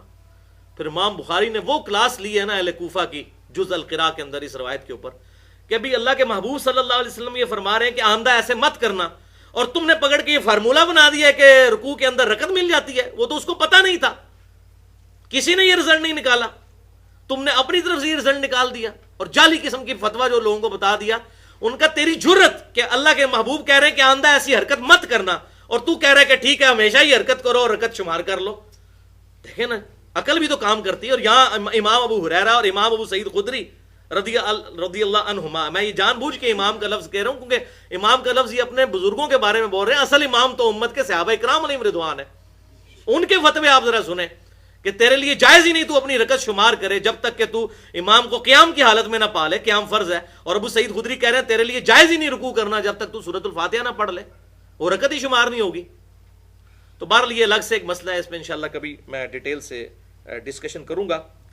تو بہرحال یہ دونوں روایتیں ہیں, جو حضرت ابو ہریرہ رضی اللہ تعالیٰ کی روایت ہے کہ تیرے لیے جائز نہیں کہ تو رکعت شمار کرے, یہ عبد الرحمن تابعی سے ہے. اور اسی تابعی نے ابو سعید خدری سے بھی روایت کی کہ سورۃ الفاتحہ کے بغیر رکوع نہ کرنا. تو دونوں ایک ہی بندے کی روایتیں ہیں. اس سے یہ بات کلیئر ہوئی کہ اس بندے نے یہ ویژن امت تک پہنچا دیا کہ دو صحابہ نے مجھے مسئلہ کلیئر کر دیا. امام ابو ہریرہ نے فرمایا کہ تم امام کے پیچھے جب تک قیام نہ حاصل کرو رکعت نہ شمار کرنا, اور امام ابو سعید خدری نے فرمایا کہ جب تک فاتحہ نہ پڑھ لو اس وقت تک رکوع میں مت جانا. بالکل واضح ہو گیا الحمدللہ علی کل حال. تو بھائیو یہ تھا تصویر کا بالکل بے داغ صحیح اور واضح رخ جس میں کوئی امبیگوٹی نہیں ہے. لیکن اس کے باوجود واقعی کچھ اشکالات ایسے ہیں، کچھ ایمبیگوٹیز، کچھ شبہات کہ جن کا ازالہ کرنا بہت ضروری ہے. وہ انشاءاللہ تعالی اب ہم دوسرے پورشن کے اندر اس کو کور کریں گے کل 3 علمی پوائنٹس کی شکل میں. پھر ہماری یہ گفتگو انشاءاللہ تعالی مکمل ہو جائے گی. ایک دفعہ دروشی پڑھ لیجئے. اللہم صلی علی محمد وعلی آل محمد کما صلیت علی ابراہیم وعلی آل ابراہیم انک حمید مجید. اللہم بارک علی محمد وعلی آل محمد کما بارکت علی ابراہیم وعلی آل ابراہیم انک حمید مجید. بہت اٹینٹیو ہو کر بیٹھیں. اب یہ اس کا پورا ایسن ہے. ویسے تو جو سلیم الفطرت انسان ہے اس کے لیے گفتگو کافی ہے جو میری 50 منٹ کی ہو چکی ہے، لیکن اگلے جو 40 منٹ کی گفتگو ہے وہ جب تک یہ شیطانی وسوسوں کا رد نہ کیا جائے اس وقت تک معاملہ کلیئر نہیں ہوتا. وہ انشاءاللہ تعالیٰ کلیئر ہوگا. علمی پوائنٹ نمبر 1، اور وہ ہے بھائیو الحمدللہ ہمارے محدثین رحمہم اللہ اجمعین نے بڑی محنت کر کے اختلافی مسائل پر کتابیں لکھی. جب کبھی بھی امت میں کوئی فتنہ کھڑا ہوا تو اس وقت کے محدث کھڑے ہوئے اور اس فتنے کو صحیح الاسناد احادیث اور سلف کے آثار اور قرآن پاک کی واضح آیات کی روشنی میں اس فتنے کا قلع کما کیا. جیسے امام بخاری نے جز رفع الیدین لکھ کر وہ سارے کے سارے معاملات سیدھے کر دیے. تو اس حوالے سے 2 کتابیں بڑی اہم ہیں، اور ہماری خوش نصیبی ہے کہ الحمدللہ وہ دونوں کتابیں عربی سے اردو میں ٹرانسلیٹ ہو چکی ہیں. اور مجھے یہ بات کہنے میں کوئی عار نہیں ہے کہ اس وقت مسلمانوں کی سب سے بڑی زبان علم دین حاصل کرنے کے حوالے سے عربی کے بعد اردو ہے. تیسری زبان کو اس کے قریب بھی نہیں ہے الحمدللہ. اور دنیا کے تقریباً 50% مسلمان اردو بولتے اور سمجھتے ہیں الحمدللہ. یہ مسلمانوں کی آپ سمجھ لیں کہ اب انٹرنیشنل لینگویج اردو بن چکی ہے الحمدللہ. عربی اتنے مسلمانوں کو نہیں آتی. عربی تو 20% ہے مسلمانوں کا، 80% تو نان عربک ہیں، اور ان 80% میں سے بھی 50% وہ ہیں جو اردو بولتے اور جانتے ہیں، چاہے وہ انڈیا کے مسلمان ہوں یا بنگلہ دیش کے ہوں یا پاکستان کے ہوں یا نیپال کے ہوں. اب تو سعودی عرب کے اندر بھی کافی لوگ اردو جانتے ہیں. بلکہ میرے دوست ابھی وہ PhD کر کے انگلینڈ سے مجھے بتا رہے کہ ایک نیو مسلم اس نے اسلام قبول کیا تو وہ اردو لینگویج سیکھ رہا ہے اسلام قبول کرنے کے بعد. وہ کہتا ہے جی اکثر علم اردو میں ٹرانسلیٹ ہو چکا ہے اور ملٹی ڈائریکشنل ہو چکا ہے، یعنی مختلف علماء کی تھاٹس اردو زبان کے اندر ہے، تو اردو سیکھوں گا تو میں علم حاصل کروں گا. یہ واقعی الحمدللہ اللہ تعالیٰ کی طرف سے بڑی خوش نصیبی ہے کہ ہمیں ہماری یہ مادری لینگویج ہے ایک قسم کی اردو. تو 2 کتابیں ایسی ہیں جن کا میں تعارف کروا دیتا ہوں. مارکیٹ میں وہ مل جائیں گی آپ کو، انٹرنیٹ پہ بھی PDF فارمیٹ میں 8-10 MB کی فائل ڈاؤن لوڈ کر سکتے ہیں. آپ نہ ملے مجھ سے رابطہ کریں، میں بھی انشاءاللہ تعالیٰ آپ کو ای میل کر سکتا ہوں. پہلی کتاب امام بخاری کی جز القراء، اور جز میں نے بتایا حدیث کی وہ کتاب ہے جو ایک خاص پرٹیکولر ٹاپک پر لکھی جائے. 300 احادیث اور آثار کا مجموعہ امام محمد بن اسماعیل بخاری رحمہ اللہ المتوفی 256 ہجری انہوں نے جمع فرمایا، اور بالکل فاتحہ خلف الامام کے مقدمے کو واضح کر کے مسلمانوں کے سامنے پیش کیا. اور دوسری کتاب ہے امام احمد بن حسین البیہقی المتوفی 458 ہجری، جو امام حاکم رحمۃ اللہ علیہ کے شاگرد ہیں، جنہوں نے المستدرک للحاکم لکھی ہے. تو امام بھیقی رحمۃ اللہ علیہ نے 400 احادیث اور آثار پر مشتمل کتاب لکھی، کتاب القراء. یہ بھی اسی ٹاپک پر ہے، فاتحہ خلف الامام سے ریلیٹڈ. یہ مارکیٹ میں ترجمہ بھی اویلیبل ہے، اور PDF فارم میں آپ کو گوگل پہ سرچ کریں تو اس کی سافٹ کاپیز بھی مل جائیں گی. اور اس میں الحمدللہ وہی رزلٹ نکالا گیا جو آلریڈی ہم ڈسکس کر چکے ہیں. یہ میں نے کتابیں اس لیے بتا دیں کہ کچھ ایسی چیزیں ہیں جو میں آج ڈسکس نہیں کروں گا، اتنی فضول قسم کی ہیں. مثال کے طور پر وہ جعلی اور جھوٹی روایتیں کہ جی جو امام کے پیچھے سورۃ الفاتحہ پڑھے اس کے منہ میں انگارہ رکھ دو، اس کی زبان ہی جلا دو. دیکھیں کس لیول کی اتنی جعلی بنائی کہ پتہ چل جائے کہ یہ جعلی روایت ہے. مطلب صحابہ کرام یا آپ وسلم کی یہ لینگویج ہو سکتی ہے؟ جہاں قرآن کی ہے درس ہے لا اکراہ فی الدین، دین کے معاملے میں کوئی جبر نہیں ہے.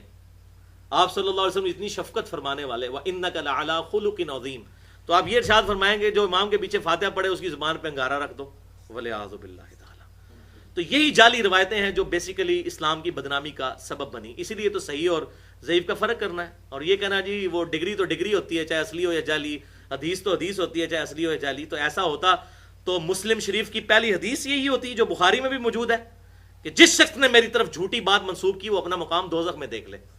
آپ صلی اللہ علیہ وسلم کو یہ غیبی خبر دی گئی تھی کہ آپ کی امت کے ساتھ یہ معاملات ہوں گے کہ جعلی روایتیں گھڑی جائیں گی. قرآن کے بارے میں ایسا نہیں, قرآن کے بارے میں الٹ ہے. یہ بات صحیح بخاری کے اندر ہے, بلغوا عنی ولو آیا, پہنچا دو میری طرف سے خواہ ایک آیت ہی تمہیں پہنچے. وہاں نہیں فرمایا کہ دیکھ لینا وہ صحیح آیت ہے یا غلط آیت ہے. کیوں؟ انا نحن نزلنا الذکر وانا له لحافظون, اس الذکر القرآن کو ہم نے نازل کیا, ہم اس کی باللفظ حفاظت کرنے والے خود. تو یہ جو مولوی یہ کہتے ہیں جی فلاں کے پاس ڈگری نہیں, ڈگری تو اللہ کے نبی ہمیں خود دے گئے.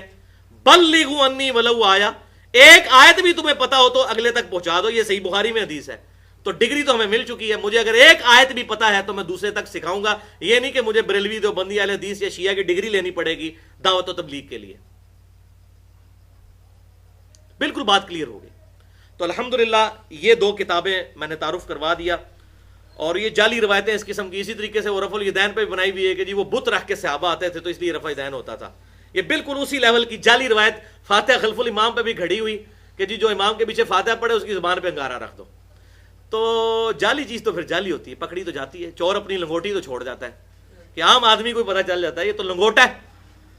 تو اس قسم کی وہ گھوڑوں کی دموں والی حدیث کہاں سے پکڑ کے کہاں لگا دی. تو اس قسم کی جو ہے یہ ساری باتیں اس میں ڈسکس ہیں. میں آج اس کو ڈسکس نہیں کروں گا, یہ اس قابل ہی نہیں کہ ان چیزوں کو ڈسکس کیا جائے. تو بہرحال یہ میں نے دو کتابوں کا تعارف کروا دیا. علمی پوائنٹ نمبر 2,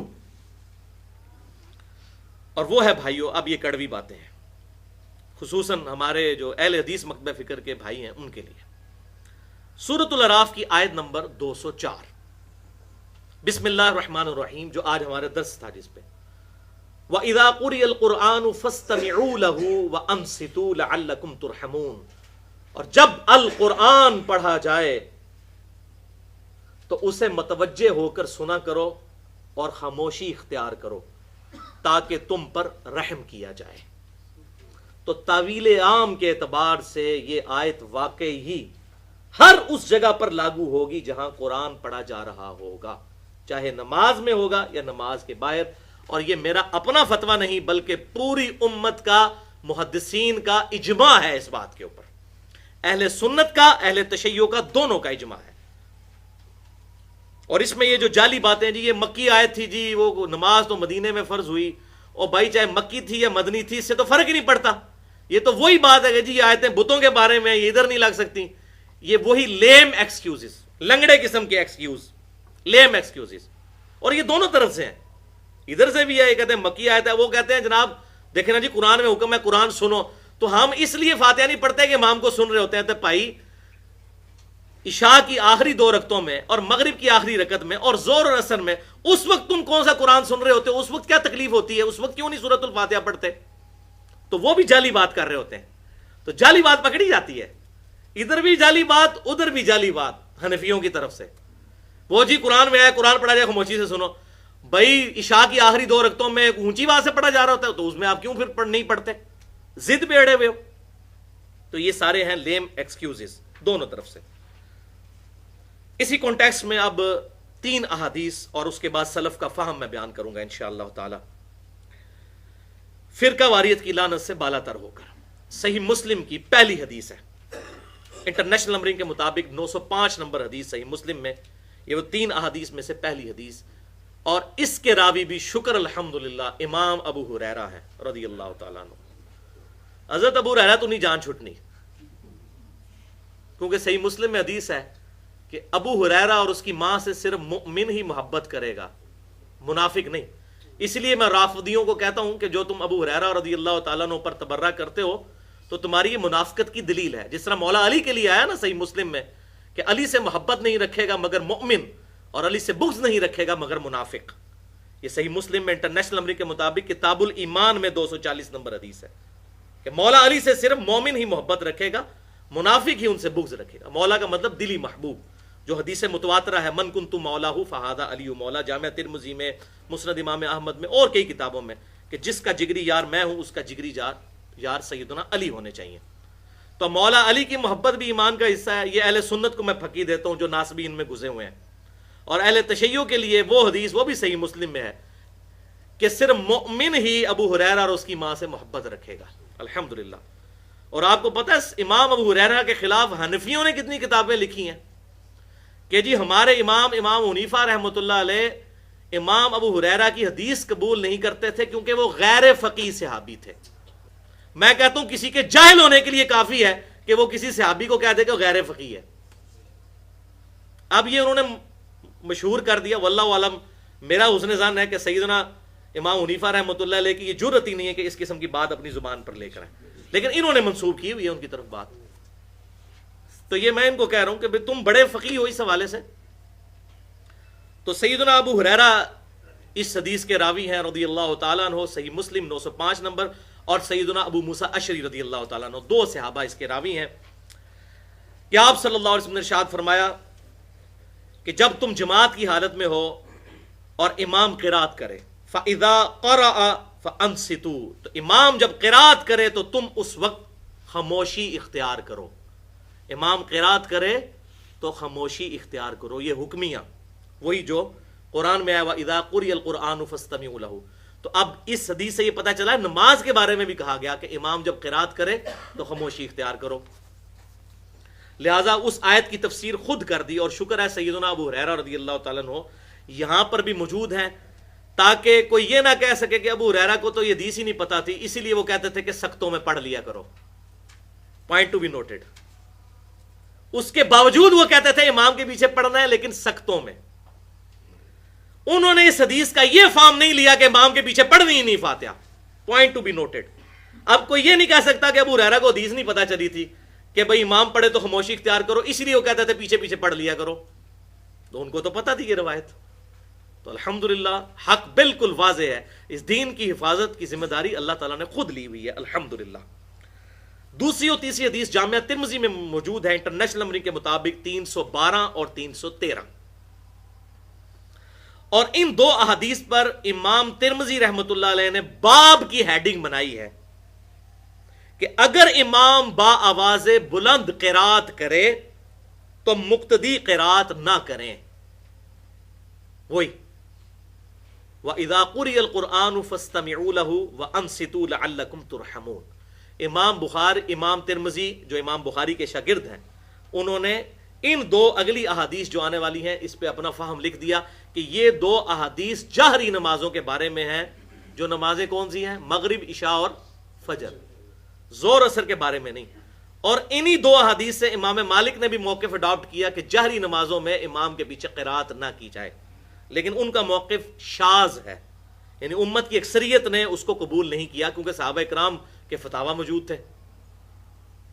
بہرحال حنفیوں سے بہت بہتر موقف ہے، اور وہی موقف امام جو ابن تیمیہ ہیں ان کا بھی ہے، اور وہی موقف اہل تشیع کا بھی ہے، وہی موقف ڈاکٹر اسرار صاحب کا بھی ہے کہ جہری نمازوں میں قرات نہ کی جائے امام کے پیچھے اور سری میں سب کچھ پڑھا جائے. لیکن قرات نہ کی جائے سے مراد کیا ہے وہ اب کلیئر ہوگا. امام ترمذی نے باب باندھا کہ جہری میں قرات نہ کی جائے، اس کا مطلب یہ ہے کہ فاتحہ کے بعد جو قرات ہے وہ نہ کی جائے. فاتحہ اس سے ایکسکلوڈ ہے. امام ترمذی نے پوری بحث لکھ دی. اب یہ اتنی کرٹیکل بحث ہے کہ میں نے اس کے لیے پھر پورا پیج فوٹو کاپی کرایا تاکہ امام ترمذی کے الفاظ لفظ ب لفظ ورڈ بائی ورڈ ان کے گولڈن ورڈز میں آپ کو پڑھ کے سناؤں. 312 نمبر حدیث سیدنا ابو ہریرہ سے. یہاں بھی شکر ہے حضرت ابو ہریرہ آ گئے کہ بھئی جب امام قرات کرے تو خاموش رہو. اور پھر آپ دیکھیں سلف کا فہم امام ترمذی کس طرح بیان کریں گے. اور 313 جابر بن عبداللہ سے، وہ مرفوع حدیث نہیں ہے، وہ موقوف ان کا قول ہے کہ امام فاتحہ کے بغیر نماز نہیں ہوتی الا یہ کہ تم امام کے پیچھے ہو. اور اس کو بھی سلف نے پھر فہم لیا اس سے مراد جہری نمازیں ہیں. امام مالک نے یہی فہم لیا کہ جابر بن عبداللہ اور حضرت ابو ہریرہ یہ کہتے ہیں امام کے پیچھے قرات نہ کرو، یہ ظہر اور عصر کے لیے نہیں ہے، مغرب، عشاء اور فجر کے لیے. لیکن میں اب امام ترمذی کے آپ کو الفاظ پڑھ کے سناتا ہوں، بالکل دودھ کا دودھ پانی کا پانی ہو جائے گا انشاءاللہ. امام ترمذی لکھتے ہیں انٹرنیشنل نمبرنگ کے مطابق جامعہ ترمذی کی حدیث 312 اور پھر 313 بھی اس کے ساتھ آ جائے گی. سیدنا ابو ہریرہ رضی اللہ تعالیٰ عنہ سے روایت ہے کہ رسول اللہ صلی اللہ علیہ وسلم ایک مرتبہ جہری نماز سے فارغ ہوئے اور فرمایا کیا تم میں سے کسی نے میرے ساتھ قرات کی ہے؟ ایک شخص نے عرض کیا ہاں یا رسول اللہ صلی اللہ علیہ وسلم. میں نے قرات کی ہے، تو آپ صلی اللہ علیہ وسلم نے فرمایا جبھی تو میں نے کہا کہ مجھ سے قرآن میں جھگڑا کیوں جا رہا ہے۔ وہی صحابہ کرام سیکھنے کے لیے پیچھے پیچھے قرات کرتے تھے، میں نے پہلے بھی بتا دیا، اس وقت مصحف تو موجود نہیں تھا، اسی طریقے سے قرآن یاد کرتے تھے۔ راوی کہتے ہیں پھر لوگ رسول اللہ صلی اللہ علیہ وسلم کے ساتھ جہری نمازوں میں قرات سے رک گئے، اور یہ راوی کون ہے؟ امام ابو ہریرہ رضی اللہ تعالیٰ عنہ۔ وہ کہہ رہے ہیں کہ ہم جہری نمازوں میں قرات سے رک گئے۔ کیا رکے؟ کہ فاتحہ بھی چھوڑ دی؟ نہیں، یہ نہیں رکے، امام کے ساتھ باقی چیزیں نہیں پڑھتے تھے، اور فاتحہ سکتوں میں، وہ آگے بات آ رہی ہے۔ اسی باب میں ابن مسعود، عمران بن حسین اور جابر بن عبداللہ رضی اللہ عنہم اجمعین سے بھی احادیث روایت ہیں، اور امام ترمذی فرماتے ہیں یہ حدیث حسن ہے۔ پھر ساتھ لکھتے ہیں کہ امام زہری نے کہا، امام زہری 124 ہجری میں فوت ہوئے، امام ابو حنیفہ رحمۃ اللہ علیہ کے استاد ہیں، اور ان کی داڑھی کوئی نہیں تھی، چند بال ہی تھے یہاں پر، لیکن امت کے بڑے امام ہیں، بخاری اور مسلم کی سینکڑوں احادیث کے راوی ہیں ابن شہاب زہری، اور یہ وہی امام ہے جن کو سیدنا عمر بن عبد العزیز رحمۃ اللہ علیہ نے احادیث جمع کرنے کی ڈیوٹی سونپی تھی، امام زہری۔ امام زہری نے کہا کہ اس کے بعد لوگ آپ صلی اللہ علیہ وسلم کو قرات کرتے ہوئے سنتے تو قرات کرنے سے باز رہتے۔ امام ترمذی فرماتے ہیں کہ اس حدیث سے قرات خلف الامام کے قائلین پر اعتراض نہیں کیا جا سکتا۔ یہ بات وہ کہتے ہیں یہاں ہے کہ قرات نہ کرو، لیکن اس سے کوئی یہ مطلب نہ لے کہ فاتحہ بھی نہیں پڑھنی، اعتراض نہیں ہو سکتا۔ کیوں؟ اس لیے کہ اس حدیث کو بھی حضرت ابو ہریرہ نے کیا ہے روایت۔ اب میں امام ترمذی کے الفاظ چینج کرتا ہوں، امام ابو ہریرہ نے روایت کیا، اور انہی امام ابو ہریرہ نے یہ حدیث بھی روایت کی کہ رسول اللہ صلی اللہ علیہ وسلم نے فرمایا جو شخص نماز پڑھے اور اس میں سورۃ الفاتحہ نہ پڑھے تو اس کی نماز ناقص ہے، ناقص ہے، ناقص ہے اور نامکمل ہے۔ اور امام ابو ہریرہ سے حدیث نقل کرنے والے راوی نے کہا کہ اے امام ابو ہریرہ، کبھی کبھی ہم امام کے پیچھے نماز پڑھ رہے ہوتے ہیں تو ابو ہریرہ نے فرمایا اقرا بہا فی نفسک، اپنے جی میں آہستہ آہستہ پڑھ لیا کرو، یعنی آہستہ آواز کے ساتھ۔ ابو عثمان نے بھی حضرت ابو ہریرہ رضی اللہ تعالیٰ عنہ سے روایت کیا کہ انہوں نے فرمایا کہ مجھے نبی صلی اللہ علیہ وسلم نے حکم دیا تھا کہ میں اعلان کر دوں کہ جو شخص نماز میں سورۃ الفاتحہ نہیں پڑھتا اس کی نماز ہی نہیں ہوتی۔ محدثین نے یہ مسلک اختیار کیا ہے کہ اگر امام زور سے قرات کرے تو پھر امام کے پیچھے مقتدی قرات نہ کرے اور سکتوں کے درمیان سورۃ الفاتحہ پڑھ لے، فاتحہ نہیں چھوڑنی۔ یہ اب سلف کا فہم امام ترمذی نے بیان کیا، امام ابو ہریرہ رضی اللہ تعالیٰ عنہ کا، کہ سکتوں کے درمیان پڑھ لے۔ اہل علم کا امام کے پیچھے نماز پڑھتے ہوئے قرات کے بارے میں اختلاف ہے، لیکن اکثر صحابہ اور تابعین اور بعد کے اہل علم کے نزدیک امام کے پیچھے قرات درست ہے۔ امام مالک، امام ابن مبارک، امام شافعی، امام احمد بن حنبل، امام اسحاق، سب کا یہی قول ہے۔ اور عبداللہ ابن مبارک رحمت اللہ علیہ فرماتے ہیں کہ میں امام کے پیچھے قرات کرتا تھا اور تمام لوگ امام کے پیچھے قرات کیا کرتے تھے سوائے اہل کوفہ کے۔ کوفی وہ کہتے ہیں سارے کرتے تھے، کوفیوں کو مسئلہ، وہ تو پھر مسئلہ تو آپ نے پہلے ہی بتا دیا صحیح بخاری میں، یشیر الی العراق، اور کہا یہاں سے شیطان کا سینگ نکلے گا۔ سارے فتنوں کی سرزمین، مولا علی کے دشمن بھی، خوارج بھی وہیں سے نکلے، اور رافضی بھی سارے وہیں سے نکلے، اور منکرین حدیث بھی وہیں سے نکلے، اور صحابہ کے گستاخ بھی وہیں سے نکلے، اہل بیت کے گستاخ بھی وہیں سے نکلے سوائے اہل کوفہ کے۔ لیکن جو شخص امام کے پیچھے قرات نہ کرے میں اس کی نماز کو بھی جائز سمجھتا ہوں۔ عبداللہ ابن مبارک، یہ ذرا سلف کا موقف دیکھیں، فتوے سے کیسے بچتے تھے۔ ان کا ہم پڑھتے ہیں، سارے پڑھتے ہیں، یہ کچھ لوگ نہیں پڑھتے، میں ان پہ فتویٰ نہیں لگاتا کہ ان کی نماز نہیں ہوتی۔ یہی جو ہم کہتے ہیں، ہمیں بھی لوگ آگے پوچھتے ہیں جی جو رفع دین نہیں کرتا اس کی نماز ہوتی ہے نہیں ہوتی، ہم کہتے ہیں جو کرتا ہے اس کی ہوتی ہے کہ نہیں ہوتی وہ بھی نہیں ہمیں پتا، کیونکہ ہم نے تو قبول ہی نہیں کرنی، وہ تو اللہ نے۔ ہاں ہم یہ بتائیں گے کہ جو رفع الیدین سے نماز پڑھتا ہے رکوع میں جاتے وقت اور رکوع سے اٹھتے وقت اس کی نماز سنت کے مطابق ہے، یہ ہم بتائیں گے۔ تو کہتے ہیں میں یہ بھی نہیں کہتا کہ ان کی نماز نہیں ہوتی۔ عبداللہ ابن مبارک امام حنیفہ رحمۃ اللہ علیہ کے شاگرد، اور یہی وہی عبداللہ بن مبارک ہے جن کا جامعہ ترمذی میں ہی قول ہے کہ جو رفع الیدین کرتا ہے اس کی حدیث ثابت ہے اور ابن مسعود کی حدیث ثابت ہی نہیں ہے۔ اگر انہیں عبداللہ ابن مبارک کو ماننا ہے تو مکمل طور پہ میٹھا میٹھا ہاپا تے کوڑا کوڑا تھو یہ کام نہیں کرنا. بہرحال تو یہ انہوں نے فتوے سے بچنے کے لیے کہا.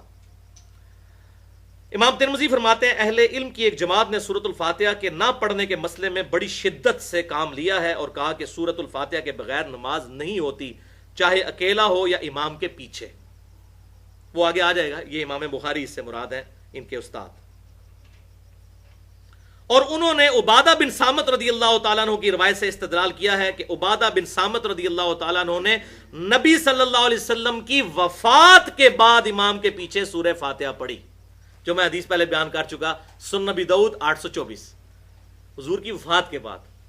اور تابعی کہتے ہیں میں نے کہا یہ آپ نے کیوں پڑھی؟ تو انہوں نے کہا ہم بھی فجر کے پیچھے ایک دفعہ پڑھ رہے تھے آپ صلی اللہ علیہ وسلم کے پیچھے فجر کی نماز، تو آپ نے ہمیں قرات سے منع کیا، لیکن کہا فاتحہ ضرور پڑھنا، فاتحہ کے بغیر نماز نہیں ہوگی.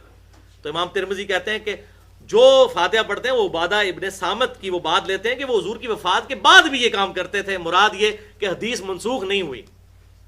یہ بیسیکلی ان کو علمی پھکی دی جا رہی ہے کہ جو کہتے ہیں منسوخ ہو گئی. اللہ اکبر. تو عبادہ بن صامت رضی اللہ تعالیٰ عنہ نے نبی صلی اللہ علیہ وسلم کی وفات کے بعد امام کے پیچھے سورۃ الفاتحہ پڑھی اور نبی صلی اللہ علیہ وسلم کے اس قول پر عمل کیا کہ سورہ فاتحہ کے بغیر نماز نہیں ہوتی. امام شافعی اور امام اسحاق کا بھی یہی قول ہے، اور امام احمد بن حنبل فرماتے ہیں کہ نبی صلی اللہ علیہ وسلم کا یہ قول کہ سورہ فاتحہ کے بغیر نماز نہیں ہوتی اکیلے نماز پڑھنے والے پر محمول ہے، یعنی جو جماعت کے بغیر پڑھ رہا ہے. یہ امام احمد بن حنبل کہتے ہیں کہ میرا خیال ہے کہ یہ بھی پاسبلٹی موجود ہے، لیکن آگے وہ پھر گئے کس طرف وہ اب آپ سن لیجئے. اور کہا کہ میرا استدلال جابر بن عبداللہ کی اس حدیث سے ہے جو ترمذی میں 313، جو میں نے کہا تیسری حدیث، کہ جابر بن عبداللہ کا اپنا قول یہ ہے کہ فاتحہ کے بغیر نماز نہیں ہوتی مگر یہ کہ تم امام کے پیچھے ہو. تو جابر بن عبداللہ رضی اللہ تعالیٰ عنہ جہری نمازوں میں امام کے پیچھے سورۃ الفاتحہ بھی نہیں پڑھتے تھے، یہ بالکل ثابت ہے اسی روایت کے تحت. لیکن سنن ابن ماجہ میں انٹرنیشنل نمبر کے مطابق 843 نمبر حدیث ہے کہ جابر بن عبداللہ کہتے ہیں کہ ہم ظہر اور عصر کی نماز کے اندر امام کے پیچھے سورۃ الفاتحہ اور ساتھ سورت بھی ملایا کرتے تھے اور آخری 2 رکعتوں میں صرف سورۃ الفاتحہ پڑھتے تھے. تو جابر بن عبداللہ بھی کسی کام کے ان کے نہیں آئیں گے جو فاتحہ نہیں پڑھتے. تو ظاہر ہے کہ ظہر عصر میں بھی اور عشاء کی آخری 2 رکعتوں میں، مغرب کی آخری رکعت میں بھی. تو احمد بن حنبل فرماتے ہیں کہ جابر بن عبداللہ رسول اللہ کے صحابی ہیں، لہٰذا وہ اس حدیث کی تعویل کر لیتے تھے. یہ حدیث جو لا صلاۃ لمن لم یقرأ بفاتحۃ الکتاب، وہ کہتے تھے کہ جو اکیلے پڑھے اور جو سری نمازوں والا ہے اس کے لیے یہ نہیں ہے، جو جہری نماز ہے اس کے لیے یہ معاملہ ہے کہ وہ امام کے پیچھے قرات نہیں کرے گا. لیکن اس کے باوجود امام احمد بن حنبل نے یہی مسلک اختیار کیا کہ امام کے پیچھے ہوتے ہوئے بھی کوئی آدمی کسی نماز میں سورہ فاتحہ نہ چھوڑے. دیکھیں نا جی، احتیاط تو پھر احتیاط ہی ہوتی ہے جی، جب اتنی سارے صحابہ اور احادیث ایک طرف جمع ہوں. بہرحال یہاں پر میں کچھ باتیں عرض کر دوں اسی حوالے سے، کچھ انٹرسٹنگ باتیں کہ ظہر اور عصر کا تو مسئلہ کلیئر ہو گیا کہ وہ جابر بن عبداللہ رضی اللہ تعالیٰ عنہ جو جہری میں قائل نہیں تھے وہ اس میں بھی قائل تھے. اب چونکہ میں خود بھی 31 سال تک بریلوی رہا ہوں، حنفی رہا ہوں، مجھے یہ معاملات بالکل کلیئر ہیں کہ یہ بات بالکل لاجیکل ہے. عام فطرت پہ جو مسلمان پیدا ہوتا ہے، چاہے بریلوی ہو، دیوبندی ہو، اہل حدیث ہو، اہل تشیع کے ہاں، ظہر اور عصر کی نمازوں میں ساری رکعتوں میں وہ سورۃ الفاتحہ پڑھتا ہے، اور عشاء کی آخری 2 رکعتوں میں اور مغرب کی آخری رکعت میں بھی پڑھتا ہے، جب تک مولوی اس کو پٹی نہ پڑھاتے. ہم خود بھی پڑھتے تھے، مطلب ہمارا دماغ ہی نہیں تھا کام کرتا کہ یار یہ کس طرح ہو سکتا ہے کہ بھئی اب میں ظہر میں وہ اپنی دکان 4 دکانوں کا حساب کرتا رہوں 4 رکعتوں کے اندر، کہ میں منہ بند کر کے، اور آپ کی تو نماز ہی بڑی لمبی ہوتی تھی. تو پہلی 2 رکعتوں میں تو صحابہ کرام کہتے ہیں، وہ جابر بن عبداللہ کا میں نے بیان کیا 843 نمبر سنن ابن ماجہ کی، کہ ہم ظہر عصر کی پہلی 2 رکعتوں میں 7 سورتیں بھی پڑھا کرتے تھے، یعنی جب تک آپ صلی اللہ علیہ وسلم رکوع میں نہیں جاتے تھے ہم قرآن پڑھتے رہتے تھے. بالکل لاجیکل بات ہے. تو مولوی جب تک پٹی نہ پڑھائے، ابھی بھی آپ اگر دیکھ لیں تو ہمارے حنفی بھائیوں کی یعنی دیوبند اور بریلویوں کی اکثریت ظہر و عصر کی نماز میں سورہ فاتحہ پڑھتی ہے، اور عشاء کی آخری 2 رکعتوں اور مغرب کی آخری رکعت میں پڑھتی ہے. ان بیچاروں کو تو پتہ ہی نہیں ہے کہ یہ بھی کوئی بیچ میں مصیبت ہے، اور یہ تو وہ مصیبت ہے جو ان کو پتہ نہیں. اس سے مضحکہ خیز مصیبت میں آپ کو بتاؤں جو اس سے بھی خطرناک ہے، جو فقہ حنفی کی ساری کتابوں میں لکھی ہوئی ہے. اور یہ لطیفہ سنائے بغیر یہ درس مکمل نہیں تھا. اور اللہ نے بڑی مدد کی میری کہ مجھے بڑی پرانی باتیں یاد آنا شروع ہو گئیں جب یہ لیکچر میں نے تیار کیا کہ 3-4 ہفتے لگائے میں نے اس پہ کمپیریٹیو اسٹڈی پہ. وہ بات کیا یاد آئی؟ فقہ حنفی کی ساری کتابوں میں، چاہے وہ عربی میں ہو یا اردو میں ہو، بار شریعت کھول لیں، بہشتی زیور کھول لیں، فتاوی علمگیری کھول لیں، در مختار کھول لیں، اس پہ فتاوی شامی رد المختار کھول لیں، اس میں یہ بات لکھی ہوئی ہے بھائیوں کہ اگر کوئی مقیم مسافر کے پیچھے نماز پڑھے تو مسافر تو 2 فرض پڑھ کے سلام پھیر دے گا نا. تو کہتے ہیں مقیم نے پڑھنی ہے 4، امام تو فارغ ہو گیا، تو مقیم جب آخری 2 رکعتوں میں کھڑا ہوگا نا تو خاموشی سے وہ اپنا قیام کرے گا. امام صاحب بیچارے جوتیاں پا کے کاٹ جا چکے ہیں، وہ کہتے ہیں نہیں وہ چونکہ امام کے پیچھے ہی شمار ہے. اب مجھے بتاؤ یہ دنیا کی کس ڈکشنری میں وہ امام کے پیچھے شمار ہوگا؟ امام نے تو سلام پھیر دیا اور نماز مکمل کر چکا ہے. وہ کہتے ہیں نہیں، چونکہ وہ تکبیر اولیٰ سے امام کے ساتھ شامل ہوا تھا تو امام کی قرات مقتدی کے لیے کافی ہے، لیکن بھائی جی امام قرات کر ہی نہیں رہا تیسری اور چوتھی رکعت میں. وہ کہتے ہیں نہیں، یہ ہمارے بزرگوں نے مسئلہ بتایا ہے کہ مقیم جو ہے مسافر کے پیچھے آخری 2 رکعتوں میں خاموشی سے اندازہ کر لے کہ کتنی دیر میں فاتحہ پڑھی جاتی ہے، اتنا اندازہ وہ خاموشی سے کھڑا رہے اور پھر رکوع میں جائے. اس سے کسی کی بدنیتی اور شیطان کا حملہ اس بندے پہ چیک ہو جاتا ہے کہ یہ اب دنیا کی کس عدالت میں یہ مقدمہ پیش کیا جا سکتا ہے. میرا خیال ہے یہ بات ان کی عوام کو پتہ چل جائے نا تو وہ بھی ان کو لتر مارے کہ خدا کے لیے یہ کیا بزرگ ہمارے ساتھ کر کے گئے ہیں. یعنی کہ ان کی عقل بھی کام نہیں کرتی تھی کہ جنہوں نے یہ مسئلے لکھے ہیں کہ امام صاحب جا چکے ہیں. چلو پہلے تو تھا کہ 4 رکعتوں میں امام پڑھ رہے آگے، اب تو امام پڑھ ہی کوئی نہیں رہا، وہ تو سلام پھیر کے فارغ ہو چکا ہے، مسافر امام ہے اور پیچھے آپ پھر بھی خاموشی اختیار کریں.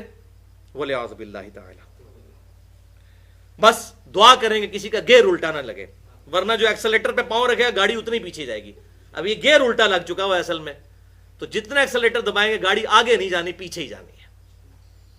اسی طریقے سے ہم خود بھی بریلوی رہے 31 سال تک، دیوبند میں بھی عرصہ گزرا. اس وقت بھی الحمدللہ میری یہ عادت تھی کہ فجر کی نماز میں اگر میں مسجد میں پہنچوں اور امام نے نماز شروع کر لی ہو تو میں کبھی سنتیں نہیں پیچھے پڑتا تھا. میری عقل ہی نہیں مانتی تھی کہ فرض نماز کھڑی ہے اور میں پیچھے جو ہے وہ اپنا کام شروع کر دوں. اور ان ظالموں کو اب نہیں ان کو یہ آیت یاد آتی وَإِذَا قُرِئَ الْقُرْآنُ فَاسْتَمِعُوا لَهُ وَأَنصِتُوا لَعَلَّكُمْ تُرْحَمُونَ. جب قرآن پڑھا جائے تو خاموشی سے سنا کرو، ٹھیک ہے، اس کو متوجہ ہو کر خاموش رہا کرو. یہ بات نہیں یاد آتی؟ ہم تو قائل ہیں، ہم کہتے ہیں خاموشی رکھیں، امام کے پیچھے بھی رکھیں، صرف سختوں میں پڑھیں. وہ آگے آ رہی ڈیٹیل بات. اور تو یہ سنتیں پیچھے دبائی آتے ہیں. اور اس وقت بھی الحمدللہ میری عقل نہیں مانتی تھی. وہ تو مجھے بعد میں پتا چلا کہ صحیح بخاری اور صحیح مسلم کی متفق علیہ حدیث ہے کہ آپ صلی اللہ علیہ وسلم نے ارشاد فرمایا کہ جب فرض نماز کی اقامت ہو جائے تو کسی کے لیے جائز نہیں ہے کہ اس فرض نماز کے علاوہ کوئی اور نماز پڑھے. وہ عقل بھی مانتی ہے. اب پیچھے سنتیں بعد میں بھی پڑھ سکتے ہیں، سنتوں کا تو کوئی مسئلہ نہیں، سورج نکلنے کے بعد بھی پڑھ سکتے ہیں. لیکن فرض نماز ہو رہی ہے اور آپ علیحدہ سے اپنا کام جو ہے وہ نکالا ہوا ہے اور آپ امام کے پیچھے پڑھ رہے ہیں، اور پھر اس میں یہاں تک مسئلہ لکھا کہ جب تک 1 رکعت مل جائے اس وقت تک آپ کر سکتے ہیں، یعنی 1 رکعت بھی قضا کر سکتے ہیں. وَلِعَوْذُ بِاللَّهِ تَعَالَى.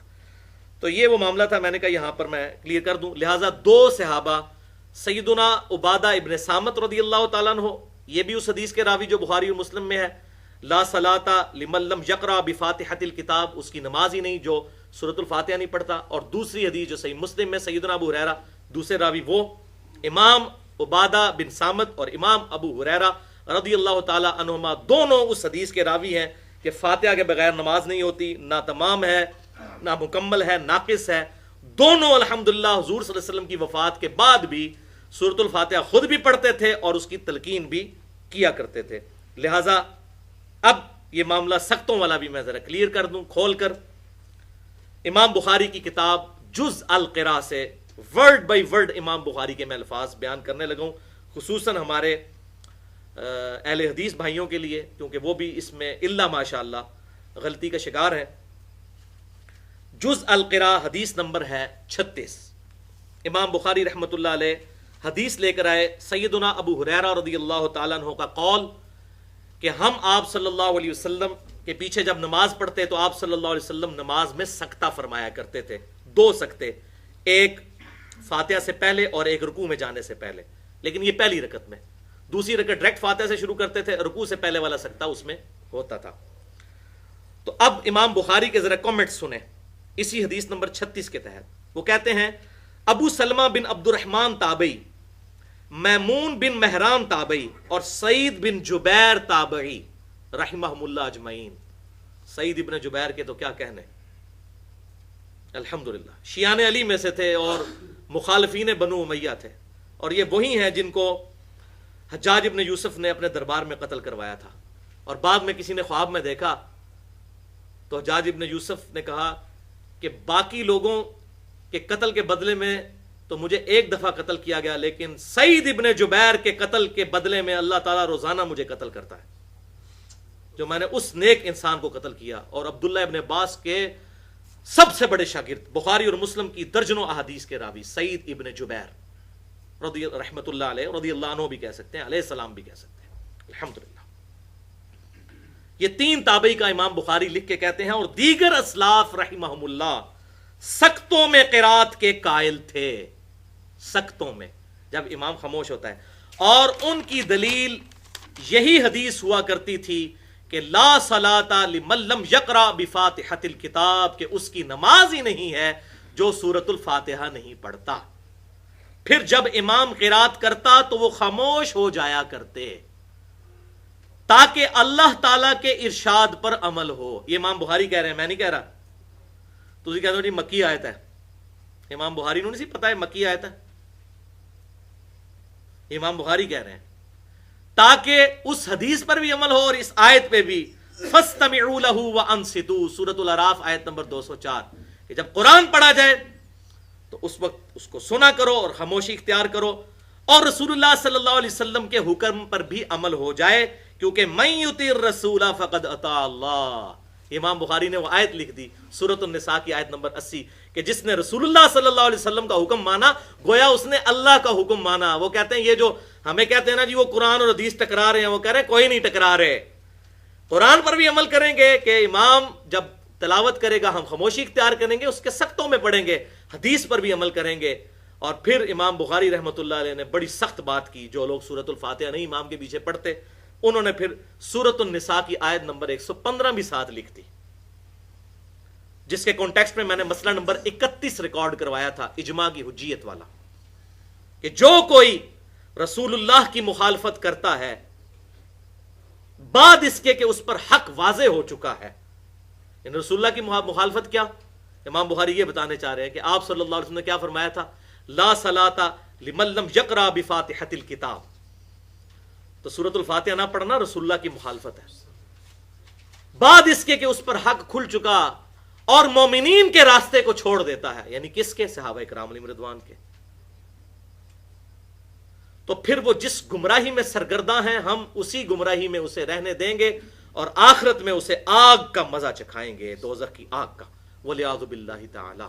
اتنی سخت یہ آیت امام بخاری نے اس جگہ پر نقل کی، حدیث نمبر 36 کے اندر، جز القراء امام بخاری کی کتاب ہے۔ اور یہ نہ سمجھیے گا بھائیو امام بخاری نے کوئی خود سے فتویٰ لگایا ہے۔ سیدنا ابو ہریرہ رضی اللہ تعالیٰ عنہ جو ساری احادیث کے راوی ہیں، ان کا قول صحیح سند کے ساتھ جز القراء میں امام بخاری نے 274 نمبر پر حدیث وہ نقل کی، حدیث موقوف، وہی جو آپ کے اس ریفرنس پیج کے اوپر سیکنڈ لاسٹ لکھی ہوئی ہے، للامام سکتتان، امام کے لیے ہیں 2 سکتے، فاغتنموا القراءۃ فیہما بفاتحۃ الکتاب، تو ان 2 خاموشیوں اور سکتوں میں سورۃ الفاتحہ پڑھنے کو غنیمت سمجھو۔ اور اس سے بھی بڑھ کر سیدنا عبداللہ بن عمر بن عاص رضی اللہ تعالیٰ عنہ کا قول بھی نقل کیا، بلکہ یہ مرفوع حدیث کے درجے میں ہی آ جائے گی یہ بات۔ امام بہقی نے اپنی کتاب کتاب القراء کے اندر حدیث نمبر 301 اور 302 انہی 2 سختوں کے بارے میں، عبداللہ بن عمر بن عاص رضی اللہ تعالیٰ عنہ، یہ وہی صحابی ہیں جو حضور صلی اللہ علیہ وسلم کی ہر بات لکھ لیا کرتے تھے، سنن ابی داؤد میں آتا ہے۔ پھر کچھ صحابہ نے کہا آپ انسان ہی ہیں، کوئی بعض کہا تھا آپ جذبات میں بھی کوئی بات کر دیں، تو انہوں نے حدیثیں لکھنا چھوڑ دیں۔ تو آپ صلی اللہ علیہ وسلم نے اپنی مبارک زبان پکڑ کر فرمایا کہ اللہ کی قسم اس زبان سے حق کے سوا کچھ نہیں نکلتا۔ تو یہ حدیثیں لکھا کرتے تھے، اور صحیح بخاری میں موجود ہے، حضرت ابو ہریرہ کہتے ہیں مجھ سے بھی زیادہ حدیثیں عبداللہ بن عمر بن عاص کے پاس ہیں، کیونکہ میں زبانی یاد رکھتا ہوں اور وہ لکھ لیتے ہیں۔ اور انہی کا وہ صحیفہ صادقہ بھی موجود ہے جس کے قلمی نسخے بھی مل چکے ہوئے ہیں، عبداللہ بن عمر بن عاص رضی اللہ تعالیٰ عنہما۔ تو کتاب القراء امام بہیقی کی 301 اور 302 نمبر حدیث، وہ کہتے ہیں کہ جب آپ صلی اللہ علیہ وسلم سکتہ کرتے تو ہم آپ صلی اللہ علیہ وسلم کے پیچھے سورۃ الفاتحہ پڑھا کرتے، پھر آپ صلی اللہ علیہ وسلم جب قرات شروع کرتے تو ہم خاموشی اختیار کر لیتے، اس کے بعد جب آپ صلی اللہ علیہ وسلم خاموش ہو جاتے یعنی دوسرا سکتہ کرتے تو پھر ہم قرات کرتے، یعنی ہم سے مراد جو بعد میں شامل ہوئے ہوتے۔ اور کیوں کرتے؟ ساتھ ہی اسی حدیث میں آتا ہے، عبداللہ بن عمر بن عاص کہتے ہیں کہ آپ صلی اللہ علیہ وسلم ہم سے فرمایا کرتے تھے کہ ہر وہ نماز جس میں سورۃ الفاتحہ نہ پڑھی جائے وہ ناقص ہے، اس لیے ہم نماز میں سورہ فاتحہ بھی سکتوں میں پڑھا کرتے تھے۔ الحمدللہ بھائیو، بالکل حق واضح ہو گیا، خود ہی فیصلہ کریں کہ سیف سائیڈ کون سی ہے۔ اور یہاں پر میں فتویٰ نہیں لگاتا، لیکن یہ حدیث میرے ایمان کا تقاضا ہے، میں ضرور بیان کروں۔ سنن ابی داؤد میں انٹرنیشنل نمبرنگ کے مطابق 866 اور سنن ابن ماجہ میں 1426 اور مسند امام احمد میں موجود ہے، المستدرک للحاکم میں موجود ہے، امام ذہبی نے بھی موافقت کی ہے کہ آپ صلی اللہ علیہ وسلم نے ارشاد فرمایا قیامت کے دن سب سے پہلا سوال نماز کے بارے میں ہوگا، جس کی نماز درست نکل آئی اس کے اگلے سارے معاملات آسان ہوتے چلے جائیں گے، اور جس کی نماز درست نہ نکلی لا صلاۃ لمن لم یقرأ بفاتحۃ الکتاب، جس کی نماز درست نہ نکلی، ناقص نکلی، تو اس کے سارے معاملات آگے مشکل در مشکل ہوتے جائیں گے اور ذلت اور رسوائی اس کا انجام ہوگا، والعیاذ باللہ تعالی۔ آخری علمی پوائنٹ نمبر 3، اور وہ ہے پوری گفتگو کا کنکلوژن انشاءاللہ 10-12 منٹ میں، اور وہ ہے بھائیو امام بخاری رحمہ اللہ کا باب۔ یہ میں نے پہلے نہیں بتایا تھا، اب اتنی گفتگو کے بعد آپ کو سمجھ آئے گا کہ امام بخاری کیوں تڑپ کے باب باندھ رہے ہیں۔ صحیح بخاری کی وہ حدیث جو 756 نمبر ہے، اور صحیح مسلم میں بھی ہے 874، عبادہ ابن صامت رضی اللہ تعالیٰ عنہ کی حدیث، لا صلاۃ لمن لم یقرأ بفاتحۃ الکتاب، کہ اس کی نماز ہی نہیں ہوتی جو نماز میں سورۃ الفاتحہ نہیں پڑھتا۔ اس حدیث پر امام بخاری کا باب، اور باب محدث کا فہم ہوتا ہے۔ باب کیا ہے سنیں، قرات کا واجب ہونا، واجب ہے قرات دونوں کے لیے، چاہے امام ہو یا مقتدی، ہر نماز میں، سفر میں اور حضر میں، چاہے وہ نماز جہری ہو چاہے سری ہو۔ یہ باب کی ہیڈنگ ہے امام بخاری کی۔ وہ کہتے ہیں امام نے بھی فاتحہ پڑھنی ہے، مقتدی نے بھی، چاہے وہ سفر میں ہے چاہے وہ مقیم ہے، چاہے وہ جہری نماز ہے یعنی مغرب عشاء اور فجر، چاہے سری نماز ہے چاہے ظہر اثر ہے۔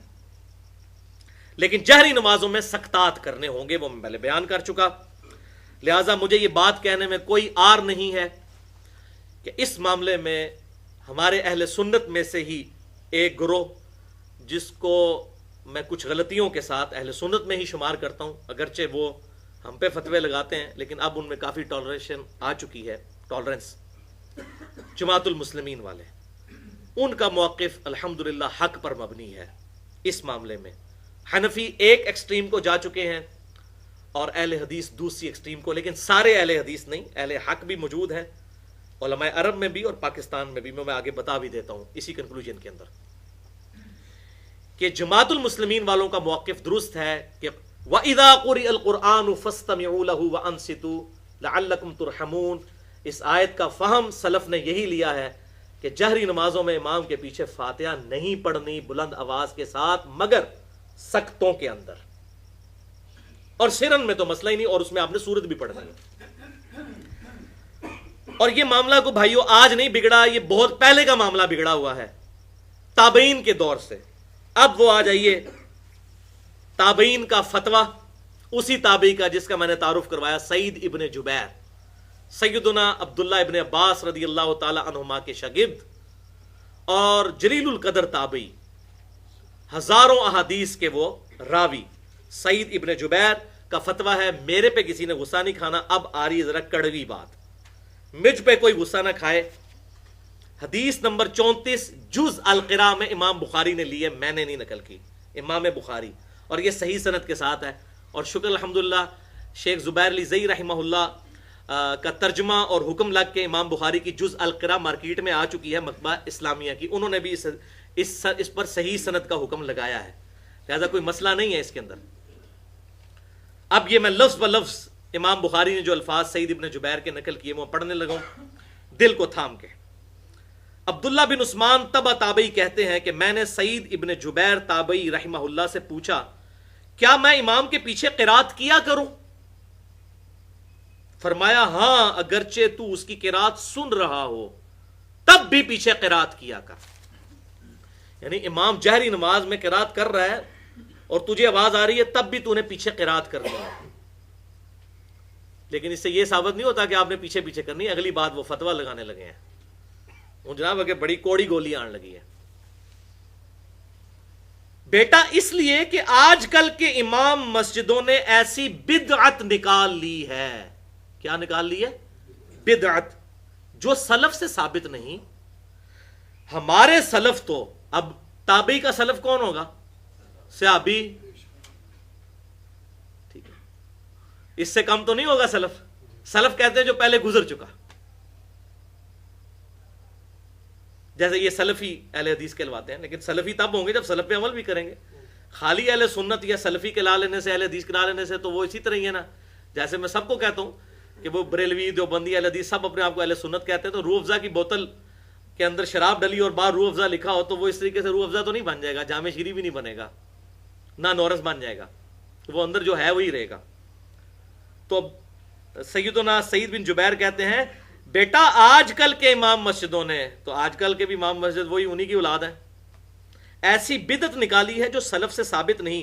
اسلاف تو تکبیر کہہ کر خاموش ہو جایا کرتے حتیٰ کہ انہیں یقین ہو جاتا کہ مقتدیوں نے سورۃ الفاتحہ پڑھ لی ہے، پھر وہ قرات شروع کرتے تو مقتدی خاموش ہو کر ان کی قرات سنا کرتے تھے، اور جو لیٹ شامل ہوگا وہ قرات ہی سنے گا، پھر رکوع میں جانے سے پہلے دوسرا سکتہ ہوگا۔ اب آپ کو سمجھ آئی وہ دوسرا سکتہ کیوں ہوتا تھا اور میں یہاں کیوں کرتا ہوں؟ الحمدللہ۔ لو جی، یہ بات بالکل کلیئر ہو گئی۔ اسی کانٹیکسٹ میں اب آپ کو امام اوزائی کا قول بھی سمجھ آ جائے گا، کیونکہ امام اوزائی کے قول کو بعض لوگوں نے پھر سہارا لیا کہ جی وہ امام اوزائی تو قائل ہیں کہ امام کے ساتھ ساتھ بھی دبی اور سورہ فاتحہ، تو وہ امام اوزائی ان کے بھی آگے شاگردوں میں سے ہیں، شاگرد بھی نہیں، شاگردوں کے شاگردوں میں سے ہیں۔ امام اوزائی 158 ہجری میں فوت ہوئے، امام حنیفہ رحمۃ اللہ علیہ کے ہم اثر ہیں، اور جن کے ساتھ وہ ایک جعلی مناظرہ بھی رکھا ہوا ہے کہ امام ابو حنیفہ نے یہ کہا تو امام اوزائی نے آگے، وہ رفع دین کے مسئلے میں جعلی مناظرہ، وہ کوئی مناظرہ نہیں ہوا، جھوٹا بنا کے، یہ وہ امام اوزائی ہیں۔ المتوفا 158 ہجری، انہوں نے مجبوراً اجازت دی تھی کہ امام تو اب چونکہ بدعتی ہو چکے ہیں، اب اماموں سے تو نہیں، اس ٹائم بھی اماموں سے لڑنا بڑا مشکل تھا، آج کل بھی آپ کو پتا ہے وہ مسجدیں نکال دیں گے آپ کو۔ اس کانٹیکسٹ میں انہوں نے کیا کہا تھا وہ اب آپ کو سمجھ آ جائے گا۔ کتاب القراء امام بہیقی کی کتاب میں پیج نمبر 117 پہ یہ موجود ہے، اور شیخ زبیر لیزئی رحمہ اللہ نے جز القراء امام بخاری کا جو ترجمہ اور اس پہ حکم لگایا اس کے پیج نمبر 117 پر ہے، اور امام بہیقی کی کتاب القراء میں 247 نمبر حدیث ہے۔ یہ میں نے حوالہ پورا دے دیا۔ امام اوزائی کا قول، شکر ہے شیخ زبیر لیزئی صاحب نے بھی یہ نقل کر دیا، ورنہ تو ماننے کے لیے تیار ہی نہ ہوتا، مطلب کہ یہ پتہ نہیں صحیح ہے کہ نہیں۔ امام بہیقی نے بھی نقل کیا، شیخ زبیر لیزئی صاحب نے جز القراء امام بخاری کے اس میں 117 نمبر پیج میں اردو میں ترجمے میں۔ امام اوزائی کا قول ذرا سنیں جی۔ امام کی یہ ذمہ داری ہے کہ وہ تکبیر اولیٰ کے بعد سکتہ کرے اور قرات کے بعد بھی سکتہ کرے۔ امام کی کیا ذمہ داری ہے؟ تنخواہ لے کے سائڈ پہ ہو جائے؟ نہیں، امام کی یہ ذمہ داری ہے کہ وہ تکبیر اولیٰ کے بعد سکتہ کرے اور قرات کے بعد بھی سکتہ کرے، تاکہ اس کے پیچھے والے مقتدی بھی فاتحہ پڑھ لیں، اور اگر یہ نہ ہو سکے، وہ آخری جملہ لیا ہے دیکھو جی، امام اوزائی کہتے ہیں نہ ہو سکے تو دبی آؤ۔ اب پچھلی بات بھی تو دیکھیں نا، نماز کے قریب مت جاؤ جب تم نشے کی حالت میں ہو، یہ وہی بات۔ اگر یہ نہ ہو سکے، یعنی کہ مولوی صاحب تواڈے تے فتویٰ لان تے تواڈی پھینٹی لانے تے چکر وچ پے جان، اگر یہ نہ ہو سکے تو مقتدی امام کے ساتھ فاتحہ پڑھ لے اور جلدی جلدی ختم کر کے اس کی قرات سن لے۔ یہ انہوں نے مجبوراً بات کی تھی کہ مولوی قابو نہ آئے تو بھائی مولوی نہ لڑیں، بڑا ڈاڈا ہوں، چپ کر کے اپنی فاتحہ پڑھ کے جلدی جلدی آپ قرات سن لینا، مجبوراً۔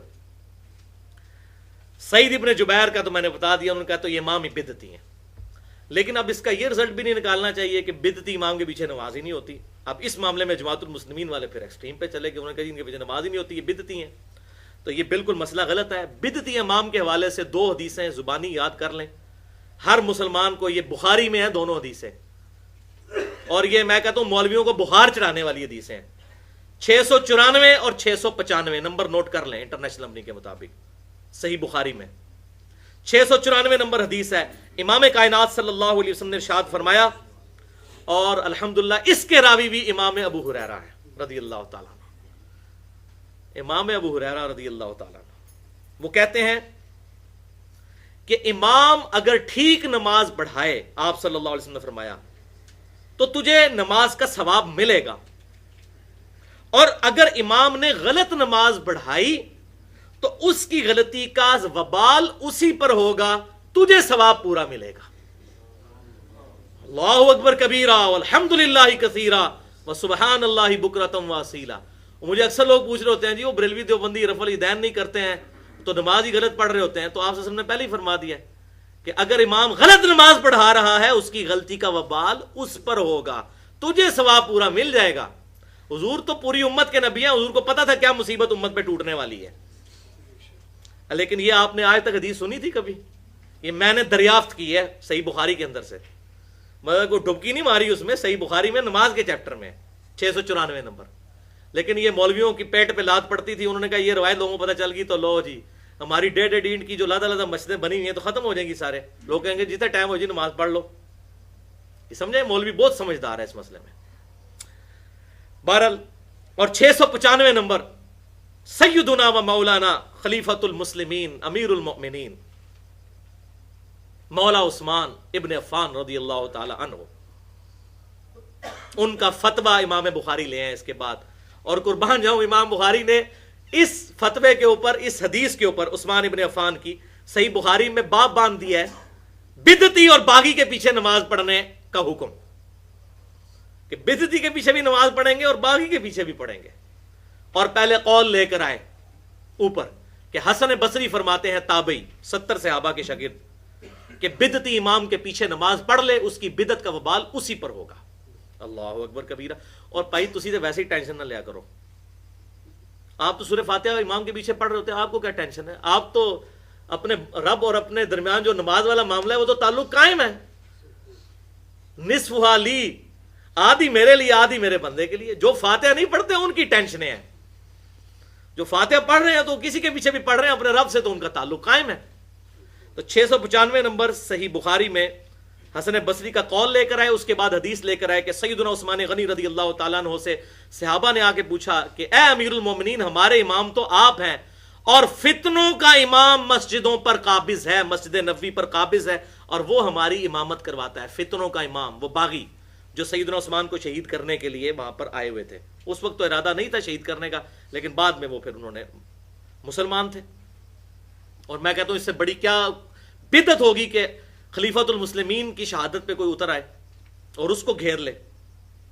لیکن سیدنا عثمان خلیفۃ المسلمین تھے، انہوں نے ان کے پروٹیسٹ کے اوپر ایک انگلی کے اشارے سے سارے قتل ہو سکتے تھے، 300-350 بندہ تھا، لیکن ان کا پروٹیسٹ کا حق ہے، کریں، اگر میری پالیسی سے اختلاف ہے، تلوار کے زور پہ نہیں روکا۔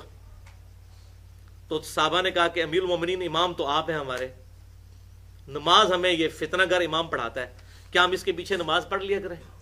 تو سیدنا عثمان نے یہ نہیں کہا کہ 1.5 اینٹ کی مسجد لادا کر لو، انہوں نے کہا کہ نماز ہی تو مسلمانوں کا ایک ایسا کام ہے جو اجتماعی نیکی کا کام ہے، نیکی کے کاموں میں ان کا ساتھ دو، کن کا؟ بدعتیوں اور باغیوں کا۔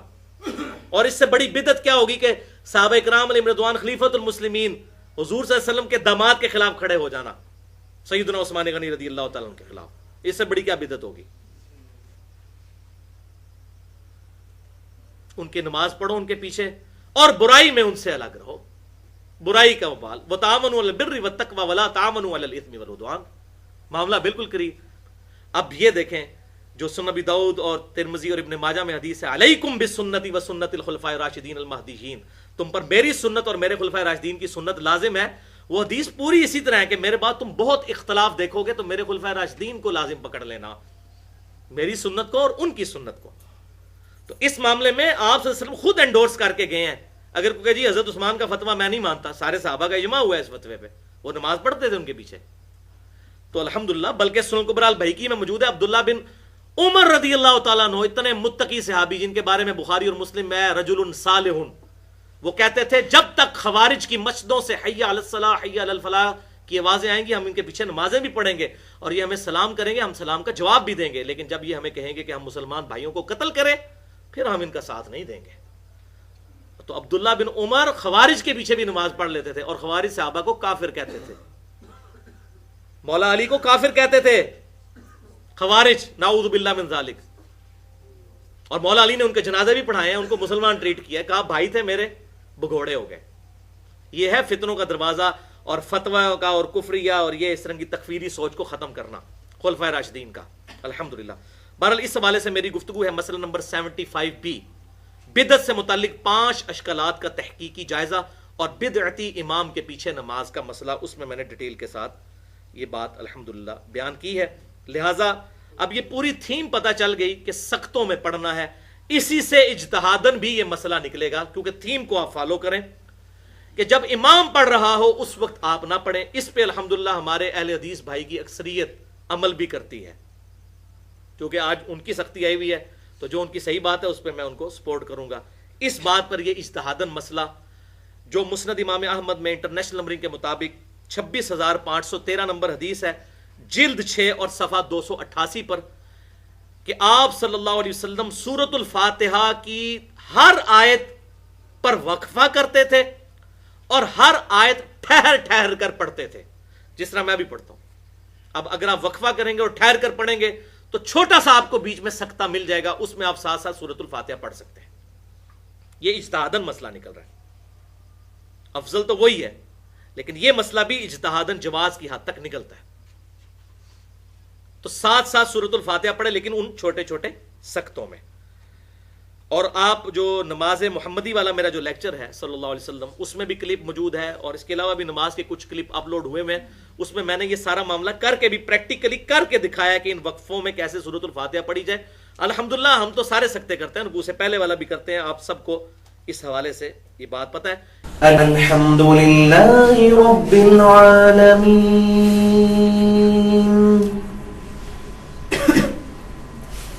الرحمن الرحیم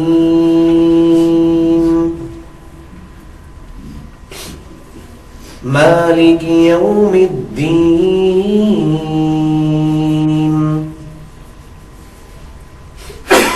إياك نعبد وإياك نستعين اهدنا الصراط المستقيم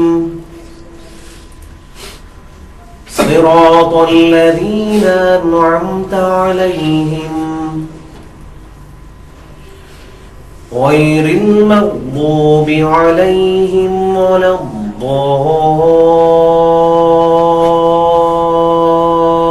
الضالين آمين.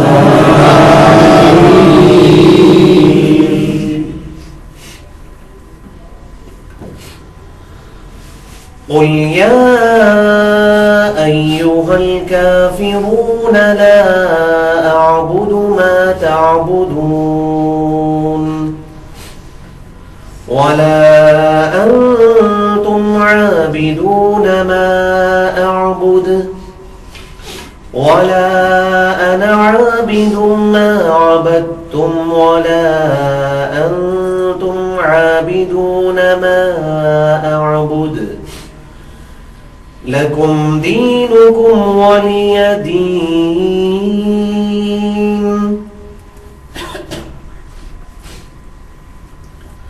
قل هو الله أحد الله الصمد لم يلد ولم يولد ولم يكن له كفوا أحد.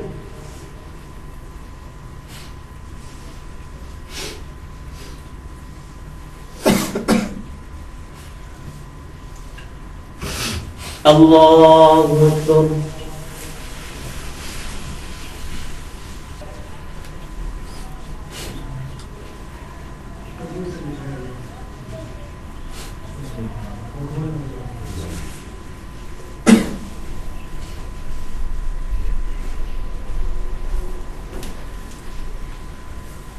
سمع اللہ لمن حمدہ.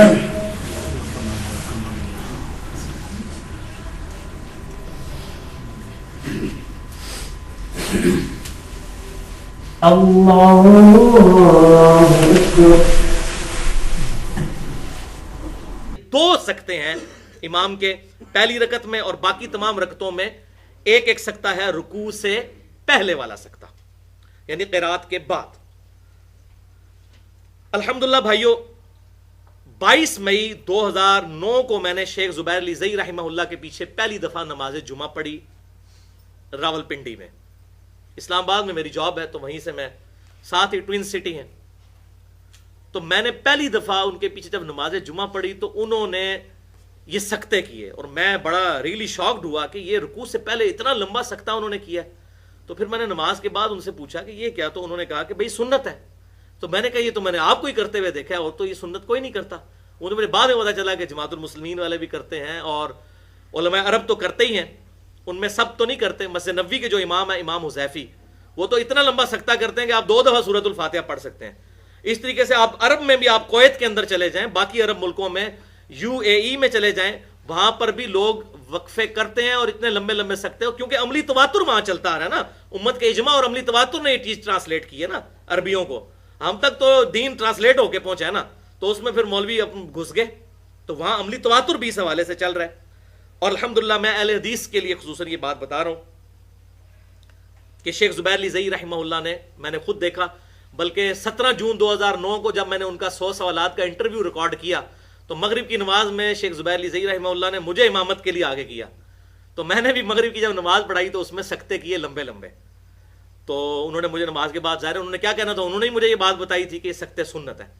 تو الحمدللہ میں نے بھی ان کے پیچھے نماز پڑھی، انہوں نے بھی میرے پیچھے مغرب کی نماز پڑھی، اور میں نے اس میں لمبے لمبے سکتے کیے، اور مجھے اس میں انہوں نے اس کو انڈورس بھی کر دیا اس حوالے سے. اسی طریقے سے اہل حدیث کے لیے میں ایک اور حوالہ دیتا ہوں صلاح الدین یوسف صاحب کا. یہ جناب قرآن پاک اتنا موٹا جو یہ تمام حاجیوں کو مفت دیتے ہیں، یہ انہی کا ہے، جو پاکستانی اسکالر ہیں بہت بڑے، صلاح الدین یوسف صاحب. ان سے کچھ غلطیاں بھی ہوئی، وہ غلطیاں اپنی جگہ، لیکن الحمدللہ یہ تفسیر میں کہتا ہوں تفسیر ابن کثیر سے بھی بہتر ہے. اس میں بھی کتنی جعلی روایتیں موجود ہیں، اگرچہ اب شیخ زبیر علی زئی صاحب کے حکم کے ساتھ، صحیح اور ضعیف کے فرق کے ساتھ وہ آ چکی ہے، لیکن یہ مختصر تفسیر ہے اور ماشاءاللہ حق ادا کیا ہے الحمدللہ. صلاح الدین یوسف صاحب کی آپ صفحہ نمبر 2 اسی آسن البیان کا قرآن کھول لیں، یہ موٹا، سعودی عرب سے بھی چھپتا ہے، پاکستان سے بھی. یہ سعودی عرب والی کاپی جو میں نے آپ کو دکھائی ہے، صفحہ نمبر 2 کھول لیں، سورۃ الفاتحہ کی تفسیر. یہی انہوں نے بیان کیا ہے کہ امام کے پیچھے فاتحہ پڑھنی ہے لیکن سختوں میں. اب یہ خود بھی نہیں کہیں کو پتا ہوگا کہ صلاح الدین یوسف صاحب نے بھی یہ بات لکھی ہے. یعنی ماشاءاللہ علماء کو یہ بات پتا ہے کہ یہ کام ایسے کرنا ہے، لیکن بعض ضدی ہیں، وہ پھر سختوں کے خلاف کتابیں بھی لکھتے ہیں، وہ جعلی قسم کی روایتیں نقل کر کے کوشش کرتے ہیں تو ظلم کرتے ہیں. اب یہ اہل حدیثوں کے لیے، اب کچھ حنفی بھائیوں کے لیے، بریلوی اور دیوبندی اور اہل حدیثوں کے بھی مشترکہ بزرگ ہیں، شاہ ولی اللہ محدث دہلوی رحمہ اللہ المتوفی 1176 ہجری، ان کی شعراء افاق کتاب ہے حجت اللہ البالغہ، جس کتاب میں انہوں نے لکھا کہ رفع الیدین کرنے والے مسلمان مجھے زیادہ محبوب ہیں ان سے جو نہیں کرتے، کیونکہ اس کی حدیثیں کثرت کے ساتھ اور بہت زیادہ ہیں. یہاں بھی شاہ صاحب نے الحمدللہ حق گوئی کا مظاہرہ کیا. شاہ ولی اللہ دہلوی حجت اللہ البالغہ، word by word Shah Wali اللہ کے الفاظ، کیونکہ بریلوی دیوبندی اہل حدیث کے جتنے بڑے بڑے علماء ہیں یہاں پر، سارے جو فوت ہیں یا زندہ ہیں، سب کی سندیں شاہ ولی اللہ کے ذریعے اوپر تک جاتی ہیں.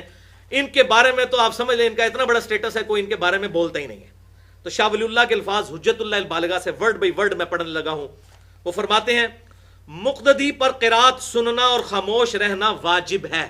وہی وَإِذَا قُرِئَ الْقُرْآنُ فَاسْتَمِعُوا لَهُ وَأَنصِتُوا. پس اگر امام جہری نماز میں ہو تو مقتدی نہ پڑھے مگر صرف سکتوں میں.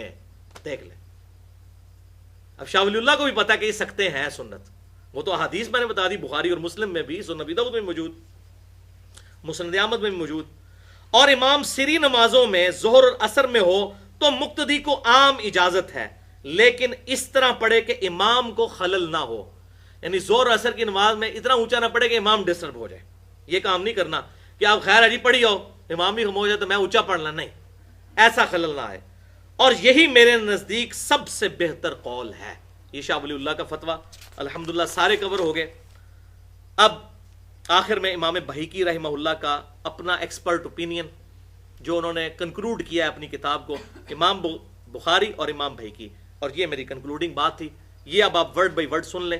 امام بہیقی رحمہ اللہ نے اپنی کتاب القراء میں انٹرنیشنل نمبرنگ کے مطابق پیج نمبر 85 کے اوپر لفظ بہ لفظ ورڈ بائی ورڈ یہ الفاظ لکھے۔ اب آپ کو بات سمجھ آئے گی امام بہیقی کی۔ علم حدیث میں معرفت رکھنے والوں کے نزدیک نماز میں 2 سکتوں کی حدیث ہر اس حدیث سے زیادہ ثابت ہے جس سے قرات نہ کرنے والے لوگ دلیل پکڑتے ہیں، اور یہی یعنی سکتوں میں قرات کرنے کا عمل ہے صحابہ، تابعین اور ان کے بعد کے علماء کا، جن کا ہم نے ذکر پہلے کر دیا۔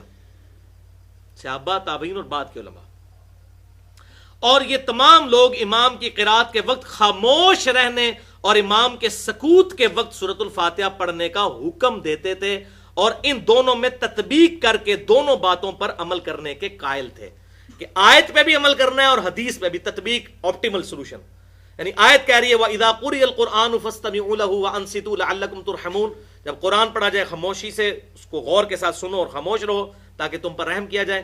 اور حدیث کیا؟ وہ بخاری اور مسلم کی، لا صلاۃ لمن لم یقرأ بفاتحۃ الکتاب، اس کی نماز ہی نہیں ہوتی جو نماز میں سورۃ الفاتحہ نہیں پڑھتا۔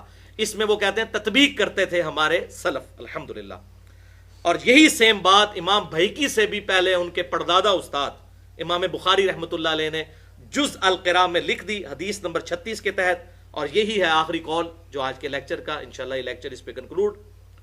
ابو سلمہ بن عبد الرحمن تابعی، میمون بن مہران تابعی، یہ امام بخاری کے لفظ بلفظ، اور سعید ابن جبیر تابعی اور دیگر اسلاف رحمہم اللہ امام کے سختوں میں قرات کرنے کے قائل تھے، اور ان کی دلیل وہی حدیث ہوا کرتی تھی کہ آپ صلی اللہ علیہ وسلم نے ارشاد فرمایا لا صلاۃ الا بفاتحۃ الکتاب، کہ نماز نہیں ہوتی مگر سورۃ الفاتحہ کے ساتھ۔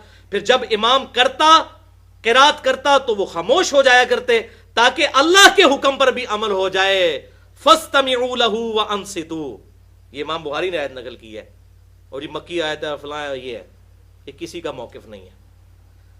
اور پھر وہ کہتے ہیں کہ رسول اللہ صلی اللہ علیہ وسلم کے حکم پر بھی عمل ہو جائے، کیونکہ من یطع الرسول فقد اطاع اللہ، جس نے رسول اللہ کی اطاعت کی گویا کہ اس نے اللہ کی اطاعت کی۔ یعنی آیت اور احادیث آپس میں نہیں ٹکراتے، جو یہ امیج دینے کی کوشش کی جاتی ہے۔